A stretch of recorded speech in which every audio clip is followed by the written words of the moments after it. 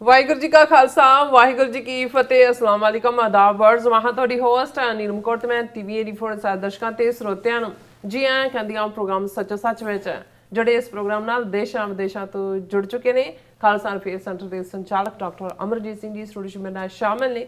ਉਹਨਾਂ ਨਾਲ ਗੱਲਬਾਤ ਕਰਕੇ ਅੱਜ ਦਾ ਵਿਸ਼ੇ ਉੱਪਰ ਉਹਨਾਂ ਤੋਂ ਉਹਨਾਂ ਦਾ ਤਜਜ਼ੀਆ ਜਾਣਦੇ ਹਾਂ। ਜੀ ਡਾਕਟਰ ਸਾਹਿਬ ਵਾਹਿਗੁਰੂ ਜੀ ਕਾ ਖਾਲਸਾ ਵਾਹਿਗੁਰੂ ਜੀ ਕੀ ਫਤਿਹ। हाँ जी नीलम कौर जी ਤੁਹਾਨੂੰ ਵੀ ਤੇ ਦੁਨੀਆ ਭਰ ਚ ਬੈਠੇ ਸਾਡੇ ਬਹੁਤ ਹੀ ਪਿਆਰੇ ਸੋਹਣੇ ਸਿਆਣੇ ਸੁਨੱਖੇ ਟੀਵੀ 84 ਦੇ ਵਿਊਅਰਸ ਨੂੰ ਵੀ ਵਾਹਿਗੁਰੂ ਜੀ ਕਾ ਖਾਲਸਾ ਵਾਹਿਗੁਰੂ ਜੀ ਕੀ ਫਤਿਹ। ਸਾਡੇ ਬਹੁਤ ਹੀ ਪਿਆਰੇ ਮੁਸਲਮਾਨ ਭੈਣਾਂ ਭਰਾਵਾਂ ਨੂੰ ਅਸਲਾਮ ਅਲੈਕਮ। ਗੰਗਾ ਜਮਨੀ ਤਹਿਜ਼ੀਬ ਦੇ ਹਿੰਦੂ ਤਵੀਆਂ ਨੂੰ ਨਮੋ ਨਮੇ ਤੇ ਹੋਰ ਸਭ ਵੀਰਾਂ ਭੈਣਾਂ ਨੂੰ ਆਦਾਬ। ਜੀ ਡਾਕਟਰ ਸਾਹਿਬ ਜੀ ਆਇਆਂ ਨੂੰ ਪ੍ਰੋਗਰਾਮ ਸੱਚੋ ਸੱਚ ਵਿੱਚ ਬਹੁਤ ਮਿਹਰਬਾਨੀ। ਜੀ ਡਾਕਟਰ ਸਾਹਿਬ ਅੱਜ 15 ਅਪ੍ਰੈਲ 2026 2 ਵਿਸਾਖ ਨਾਨਕਸ਼ਾਹੀ ਸੰਮਤ 558 ਦਾ ਦਿਨ ਹੈ ਤੇ ਡਾਕਟਰ ਸਾਹਿਬ ਪ੍ਰੋਗਰਾਮ ਸ਼ੁਰੂ ਕਰਨ ਤੋਂ ਪਹਿਲਾਂ ਅਸੀਂ ਦਰਸ਼ਕਾਂ ਤੇ ਸਰੋਤਿਆਂ ਨੂੰ ਹਮੇਸ਼ਾ ਤਰ੍ਹਾਂ ਦੱਸੀ ਵਿਊਅਰਸ ਜੇ ਤੁਸੀਂ ਹੱਕ ਸੱਚ ਇਨਸਾਫ ਤੇ ਪੈਰਾ ਦਿੰਦਾ ਇੱਕੋ ਇੱਕ ਚੈਨਲ ਟੀਵੀ 84 ਨੂੰ ਦੇਖਣਾ ਚਾਹੁੰਦੇ ਹੋ ਤਾਂ ਤੁਸੀਂ ਦੇਖ ਸਕਦੇ ਸਪੈਕਟਰਮ ਕੇਬਲ ਆਰਸੀਐਨ ਕੇਬਲ ਪਲਕਮ ਕੈਨੇਡਾ roku ਜਾਦੂ ਬਾਕਸ ਸ਼ਾਵਾ ਫੇਸਬੁੱਕ ਟੀਵੀ 84 ਦੀ ਐਪ ਰਾਹੀਂ online streaming and IP box ਤੇ ਤੁਸੀਂ ਟੀਵੀ 84 ਨੂੰ ਦੇਖ ਸਕਦੇ ਹੋ। ਵਿਊਅਰਸ ਜੇ ਤੁਸੀਂ ਟੀਵੀ 84 ਜਾਂ ਪ੍ਰੋਗਰਾਮ ਸੱਚੋ ਸੱਚ ਨਾਲ ਫੇਸਬੁੱਕ ਰਾਹੀਂ ਜੁੜੇ ਹੋ ਤਾਂ ਵੱਧ ਲਾਈਕ ਕਰੋ ਤੇ ਸ਼ੇਅਰ ਕਰੋ ਅਤੇ ਨਾਲ ਹੀ YouTube ਤੇ ਸਬਸਕ੍ਰਾਈਬ ਵੀ ਕਰੋ।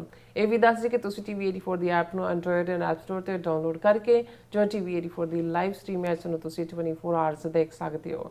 ਸੋ ਵਿਊਅਰਸ ਪ੍ਰੋਗਰਾਮ ਦੀ ਸ਼ੁਰੂਆਤ ਕਰਨ ਜਾ ਰਹੇ ਹਾਂ ਅੱਜ ਦੀ ਸਪਾਂਸਰਸ਼ਿਪ ਦੇ ਵਾਲੇ ਨਾਲ ਕਿ ਅੱਜ ਦੇ ਪ੍ਰੋਗਰਾਮ ਸੱਚੋ ਸੱਚ ਨੂੰ ਸਪਾਂਸਰ ਕੀਤਾ ਗਿਆ ਹੈ ਸਾਊਥ ਬੈਂਡ ਇੰਡੀਆਨਾ ਤੋਂ ਸਰਦਾਰ ਭੁਪਿੰਦਰ ਸਿੰਘ ਜੀ ਹੋਰਾਂ ਵੱਲੋਂ। ਸੋ ਇਹਨਾਂ ਨੇ ਟੀਵੀ 84 ਦੀ ਸਪੋਰਟ ਕਰਨ ਲਈ ਕਿਹਾ ਹੈ ਔਰ ਖਾਲਸਾ ਦੀ ਪ੍ਰਾਪਤੀ ਤੇ ਸਿੱਖ ਕੌਮ ਦੀ ਚੜ੍ਹਦੀ ਕਲਾ ਦੀ ਅਰਦਾਸ ਕੀਤੀ ਹੈ। ਸੋ ਇਸ ਜੀ ਸਪਾਂਸਰਸ਼ਿਪ ਲਈ ਅਸੀਂ ਸਰਦਾਰ ਭੁਪਿੰਦਰ ਸਿੰਘ ਜੀ ਹੋਰਾਂ ਦਾ ਤਹਿ ਦਿਲ ਤੋਂ ਧੰਨਵਾਦ ਕਰਦੇ ਹਾਂ ਔਰ ਤੁਹਾਨੂੰ ਵੀ ਅਪੀਲ ਤੇ ਬੇਨਤੀ ਕਰਦੇ ਹਾਂ ਤੁਸੀਂ ਪ੍ਰੋਗਰਾਮ ਸੱਚੋ ਸੱਚ ਨੂੰ ਵੱਧ ਤੋਂ ਵੱਧ ਸਪਾਂਸਰ ਕਰੋ। ਸਪਾਂਸਰਸ਼ਿਪ ਲਈ ਤੁਸੀਂ ਸਾਨੂੰ ਕਾਲ ਕਰ ਸਕਦੇ ਹੋ ਸਾਡੇ ਫੋਨ ਨੰਬਰ ਤੇ 5166619184 ਸੇਮ ਨੰਬਰ ਤੇ WhatsApp ਕਰ ਸਕਦੇ ਹੋ। ਤੁਸੀਂ ਸਾਨੂੰ ਈਮੇਲ ਵੀ ਕਰ ਸਕਦੇ ਹੋ info@tv84.tv ਤੇ। ਸੋ ਵਿਊਅਰਸ ਪਹਿਲੇ ਸੈਗਮੈਂਟ 'ਚ ਆਪਾਂ ਗੱਲਬਾਤ ਕਰਨ ਜਾ ਰਹੇ ਹਾਂ ਕਿ ਅਮਰੀਕਾ ਤੇ ਈਰਾਨ ਵਿਚਾਲੇ ਦੂਸਰੇ ਦੌਰ ਦੀ ਗੱਲਬਾਤ ਦੀਆਂ ਕਾਫੀ ਸੰਭਾਵਨਾਵਾਂ ਹਨ ਔਰ ਪਾਕਿਸਤਾਨ ਦੇ ਫੌਜੀ ਮੁਖੀ ਫੀਲਡ ਮਾਰਸ਼ਲ ਆਸਮ ਮਨੀਰ ਇੱਕ ਵਫਦ ਨਾਲ ਈਰਾਨ ਦੀ ਰਾਜਧਾਨੀ ਤਹਿਰਾਨ ਪਹੁੰਚ ਗਏ ਹਨ। ਵਿਊਅਰਸ ਇਉਂ ਜਾਪਦਾ ਹੈ ਕਿ ਗੱਲਬਾਤ ਤੋਂ ਪਹਿਲਾਂ ਆਪਣੇ ਪੱਖ ਨੂੰ ਮਜ਼ਬੂਤ ਰੱਖਣ ਲਈ ਦੋਵਾਂ ਧਿਰਾਂ ਵੱਲੋਂ ਸਖਤ ਬਿਆਨਬਾਜ਼ੀ ਜਿਹੜੀ ਉਹ ਕੀਤੀ ਜਾ ਰਹੀ ਹੈ। ਸੋ ਇਹ ਵੀ ਇੱਕ ਟੈਕਟਿਕ ਹੁੰਦਾ ਹੈ ਜਾਂ ਟੈਕਟਿਕ ਹੈ। ਸੋ ਇਸ ਬਾਰੇ ਆਪਾਂ ਗੱਲਬਾਤ ਕਰਨ ਜਾ ਰਹੇ ਹਾਂ। ਸੋ ਅਸੀਂ ਚਾਹਾਂਗੇ ਕਿ ਤੁਸੀਂ ਇਸੇ ਤਰ੍ਹਾਂ ਬਣੇ ਰਹਿਣਾ ਦੇਖਣ ਸੁਣਨ ਲਈ ਤੁਹਾਡਾ ਸਭ ਦਾ ਬਹੁਤ ਧੰਨਵਾਦ। ਜੀ ਰਾਜ ਸਾਹਿਬ ਕੀ ਵਿਚਾਰਾਂ ਨੇ? ਸਭ ਤੋਂ ਪਹਿਲਾਂ ਤਾਂ ਅੱਜ ਦੇ ਪ੍ਰੋਗਰਾਮ ਨੂੰ ਸਪਾਂਸਰ ਕਰਨ ਲਈ ਅਸੀਂ ਸਾਊਥ ਬੈਂਡ ਇੰਡੀਆਨਾ ਤੋਂ ਵੀਰ ਭੁਪਿੰਦਰ ਸਿੰਘ ਉਹਨਾਂ ਦਾ ਸ਼ੁਕਰੀਆ ਅਦਾ ਕਰਦੇ ਹਾਂ। ਇਹ ਨੌਜਵਾਨ ਭਾਵੇਂ ਸਰੀਰਕ ਤੌਰ ਤੇ ਪੂਰੀ ਤਰ੍ਹਾਂ ਰਿਸ਼ਟ ਪੁਸ਼ਟ ਨਹੀਂ ਹੈ ਲੇਕਿਨ ਪੰਥਕ ਭਾਵਨਾ ਨਾਲ ਓਤ ਪ੍ਰੋਤ ਹੈ, ਖਾਲਿਸਤਾਨ ਪ੍ਰਤੀ ਡੈਡੀਕੇਟਿਡ ਹੈ ਔਰ ਪੂਰਾ ਇੱਕ ਗੁਰਸਿੱਖੀ ਜੀਵਨ ਜਿਉਂਦਾ ਹੈ। ਪਹਿਲਾਂ ਵੀ ਜਦੋਂ ਮੇਰਾ ਸਾਊਥ ਬੈਂਡ ਇੰਡੀਆਨਾ ਜਾਣਾ ਹੋਇਆ ਹਮੇਸ਼ਾ ਜਿਨ੍ਹਾਂ ਚਿਹਰਿਆਂ ਤੋਂ ਨੂੰ ਮੈਂ ਚੰਗੀ ਤਰ੍ਹਾਂ ਪਛਾਣ ਕੇ ਜਿਨ੍ਹਾਂ ਨਾਲ ਮੈਂ ਆਪਣਤ ਮਹਿਸੂਸ ਕਰਦਾ ਉਹਨਾਂ 'ਚ ਇਹ ਵੀਰ ਭੁਪਿੰਦਰ ਸਿੰਘ ਹੈ। ਬਿਲਕੁਲ ਡੈਡੀਕੇਟਿਡ ਪੂਰਾ ਜਿਵੇਂ ਤੁਸੀਂ ਅੰਦਰੋਂ ਬਾਹਰੋਂ ਗੁਰਸਿੱਖੀ ਨਾਲ ਭਰਿਆ ਹੋਇਆ ਔਰ ਕੌਮ ਦਾ ਘਰ ਬਣੇ ਖਾਲਿਸਤਾਨ ਦੇ ਲਈ ਆਪਣੇ ਵੱਲੋਂ ਵੀ ਉਹ ਯੋਗਦਾਨ ਪਾਉਂਦੇ ਨੇ। ਟੀਵੀ 84 ਦਾ ਜਿਹੜਾ ਉਹ ਰੈਗੂਲਰ ਉਸ ਦਾ ਮੁਲਾਂਕਣ ਵੀ ਕਰਦੇ ਨੇ। ਉਹਨਾਂ ਦੇ ਨਾਲ ਹੋਰ ਸਾਥੀ ਵੀ ਸੱਜਣ ਜਿਹੜੇ ਨੇ ਉਹਨਾਂ ਨੇ ਵੀ ਹਮੇਸ਼ਾ ਨਾਲ ਇਸ ਦੀ ਵਿਜ਼ਿਟ ਵੇਲੇ ਵੀ ਜਿਹੜੇ ਸਵਾਲ ਹੁੰਦੇ ਨੇ ਉਹਨਾਂ ਨੂੰ ਉਹ ਡਿਸਕਸ ਕਰਦੇ ਨੇ ਔਰ ਪੰਥ ਦੀ ਚੜ੍ਹਦੀ ਕਲਾ ਕੌਮੀ ਘਰ ਖਾਲਿਸਤਾਨ ਦੀ ਲੋਚਾ ਤਾਂ ਹਰ ਗੁਰਸਿੱਖ ਕਰਦਾ ਹੈ ਪਰ ਜਿਨ੍ਹਾਂ ਦੇ ਅੰਦਰ ਤੁਸੀਂ ਇੱਕ ਇੰਟੈਂਸਿਟੀ ਦੇਖਦੇ ਹੋ ਤੇ ਇਹ ਵੀ ਦੇਖਦੇ ਹੋ ਕਿ ਉਹਦੇ ਲਈ ਉਹ ਆਪਣਾ ਬਣਦਾ ਹਿੱਸਾ ਵੀ ਪਾਉਂਦੇ ਨੇ ਭਾਵੇਂ ਉਹਨਾਂ ਦੇ ਡੇ ਟੂ ਡੇ ਜ਼ਿੰਦਗੀ ਦੇ ਵਿੱਚ ਉਹ ਕਿਵੇਂ ਬਾਕੀਆਂ ਨੂੰ ਵੀ ਉਸ ਨਾਲ ਜੋੜਨ ਦੀ ਕੋਸ਼ਿਸ਼ ਕਰਦੇ ਨੇ। ਕਈ ਵਾਰ ਦੂਸਰਿਆਂ ਦਾ ਕ੍ਰਿਟਿਸਿਜ਼ਮ ਵੀ ਤੁਸੀਂ ਸਹਿੰਦੇ ਹੋ, ਨੈਗੇਟਿਵਿਟੀ ਵੀ ਦੇਖਦੇ ਹੋ ਪਰ ਤੁਸੀਂ ਦਲੀਲ ਦੇ ਨਾਲ ਔਰ ਪੂਰੀ ਕਨਵਿਕਸ਼ਨ ਦੇ ਨਾਲ ਦੂਸਰਿਆਂ ਨੂੰ ਆਪਣੇ ਕਾਜ਼ ਦੇ ਨਾਲ ਮੁਤਾਸਰ ਕਰਦੇ ਹੋ, ਉਹਨਾਂ ਨੂੰ ਜਿਹੜਾ ਆਪਣਾ ਸਮਰਥਕ ਬਣਾਉਂਦੇ ਹੋ। ਸੋ ਅਸੀਂ ਵੀਰ ਭੁਪਿੰਦਰ ਸਿੰਘ ਉਹਨਾਂ ਦੇ ਲਈ ਜਿਹੜਾ ਅਰਦਾਸ ਵੀ ਕਰਦੇ ਹਾਂ ਔਰ ਉਹਨਾਂ ਦੀ ਕਾਮਯਾਬੀ ਲਈ ਵੀ ਜਿਹੜਾ ਅਸੀਂ ਦੁਆ ਗੋ ਹਾਂ ਜੀ। ਦੇਖੋ ਕੱਲ੍ਹ ਅਸੀਂ ਜ਼ਿਕਰ ਕੀਤਾ ਸੀ ਪ੍ਰੈਜ਼ੀਡੈਂਟ ਟਰੰਪ ਨੇ ਫੌਕਸ ਨਿਊਜ਼ ਤੋਂ ਪਹਿਲਾਂ ਨਿਊਯਾਰਕ ਪੋਸਟ ਨੂੰ ਇੰਟਰਵਿਊ ਦਿੱਤਾ, ਬਾਅਦ 'ਚ ਉਹਨਾਂ ਨੇ ਟਰੂਥ ਸੋਸ਼ਲ 'ਤੇ ਵੀ ਪਾਇਆ ਸੀ ਔਰ ਉਹਨਾਂ ਨੇ ਇਹ ਕਿਹਾ ਸੀ ਕਿ ਵੀ ਈਰਾਨ ਡੈਸਪਰੇਟ ਹੈ ਦੁਬਾਰਾ ਗੱਲਬਾਤ ਸ਼ੁਰੂ ਕਰਨ ਦੇ ਲਈ। ਔਰ ਉਹਨੂੰ ਨਿਊਯਾਰਕ ਪੋਸਟ ਵਾਲਿਆਂ ਨੂੰ ਕਿਹਾ ਸੀ ਕਿ ਤੂੰ ਚੱਲ ਇਸਲਾਮਾਬਾਦ ਵੱਲ ਦੇਖ ਉੱਧਰ, ਕਿਉਂਕਿ ਅਗਲੇ 2 ਦਿਨ ਦੇ ਵਿੱਚ ਜਿਹੜੀ ਹੈ ਉਹ ਜਿਹੜਾ ਕੁਛ ਨਾ ਕੁਛ ਹੋਣ ਜਾ ਰਿਹਾ।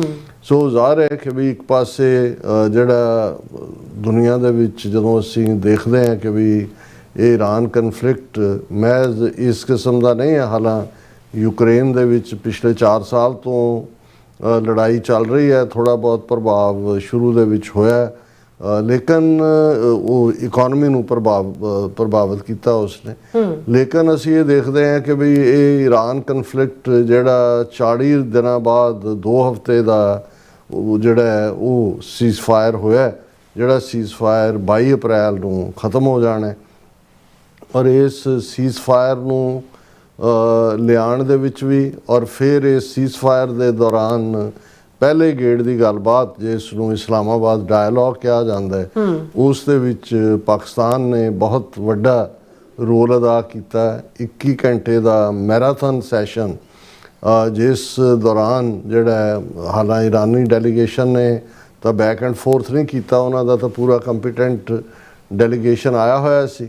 ਲੇਕਿਨ ਦੂਸਰੇ ਪਾਸੇ ਬੇਸ਼ੱਕ ਜਿਹੜੇ ਨੇ ਮਿਸਟਰ ਕੁਸ਼ਨਰ ਵੀ ਔਰ ਵਿਟਕੌਫ ਵੀ ਜਿਹੜੇ 2 ਟਰਸਟਵਰਦੀ ਪ੍ਰੈਜ਼ੀਡੈਂਟ ਟਰੰਪ ਦੇ ਨੇ, ਇੱਕ ਸਨ ਇਨ ਲਾਅ ਇੱਕ ਉਹਨਾਂ ਦਾ ਪਾਰਟਨਰ ਹੈ, ਪਰ JD ਵੈਂਸ ਵਾਈਸ ਪ੍ਰੈਜ਼ੀਡੈਂਟ ਜਿਨ੍ਹਾਂ ਨੇ ਇਸ ਸਾਰੇ ਨੂੰ ਲੀਡ ਕੀਤਾ ਔਰ JD ਵੈਂਸ ਉਹਨਾਂ ਦਾ ਆਪਣਾ ਵੀ ਇਹ ਕਹਿਣਾ ਸੀ ਕਿ ਉਹ ਸਾਰੇ ਪੀਰੀਅਡ 'ਚ 21 ਜਾਂ 22 ਘੰਟੇ ਦੀ ਗੁਫ਼ਤਗੂ ਦੇ ਦੌਰਾਨ 11 ਵਾਰ ਉਹਨਾਂ ਨੇ ਪ੍ਰੈਜ਼ੀਡੈਂਟ ਟਰੰਪ ਨੂੰ ਜਿਹੜਾ ਹੈ ਉਹ ਕਾਲ ਕੀਤਾ। ਸੋ ਜ਼ਾਹਰ ਹੈ ਕਿ ਵੀ ਇੱਕ ਹੁੰਦਾ ਕਿ ਤੁਸੀਂ ਵਿਦ ਆਲ ਅਥਾਰਟੀ ਆਉਂਦੇ ਹੋ, ਇੱਕ ਹੁੰਦਾ ਕਿ ਵੀ ਤੁਸੀਂ ਹੈਂਗ ਕਰ ਰਹੇ ਹੁੰਦੇ ਹੋ। ਲੇਕਿਨ ਅਸੀਂ ਪਹਿਲਾਂ ਵੀ ਕਿਹਾ ਸੀ ਕਿ ਵੀ ਜਿੱਥੇ 47 ਸਾਲਾਂ ਬਾਅਦ 47 ਸਾਲਾਂ ਦਾ ਇੱਕ ਦੂਸਰੇ ਪ੍ਰਤੀ ਇਸ ਕਿਸਮ ਦਾ ਈਰਾਨ 'ਚੋਂ ਨਾਅਰੇ ਨਿਕਲ ਰਹੇ ਹੋਣ, ਡੈਥ ਟੂ ਅਮਰੀਕਾ ਔਰ ਅਮਰੀਕਾ ਵੱਡਾ ਸ਼ੈਤਾਨ ਔਰ ਰਸ਼ੀਆ ਸੋਵੀਅਤ ਯੂਨੀਅਨ ਛੋਟਾ ਸ਼ੈਤਾਨ, ਤੇ ਅਮਰੀਕਾ ਨੇ ਜੋ ਕੁਛ ਈਰਾਨ ਨਾਲ ਇਹਨਾਂ 47 ਸਾਲਾਂ 'ਚ ਸੈਂਕਸ਼ਨਸ ਤੋਂ ਲੈ ਕੇ ਫਿਰ ਪਿਛਲੇ ਵਰੇ ਮਈ ਮਹੀਨੇ ਦੇ ਵਿੱਚ 12 ਰੋਜ਼ਾ ਜੰਗ ਜਿਹੜੀ ਅਗੇਨ ਇਜ਼ਰਾਈਲ ਨੇ ਇਨੀਸ਼ੀਏਟ ਕਰਵਾਈ ਔਰ ਹੁਣ ਇਹਨਾਂ 40 ਦਿਨਾਂ ਦੇ ਵਿੱਚ ਜਿਹੜੀ ਤਬਾਹੀ ਕੀਤੀ ਹੈ, ਇਹ ਬਹੁਤ ਵੱਡੀ ਗੱਲ ਸੀ ਕਿ ਦੋਨਾਂ ਨੂੰ ਆਮੋ ਸਾਹਮਣੇ ਬਿਠਾ ਦੇਣਾ।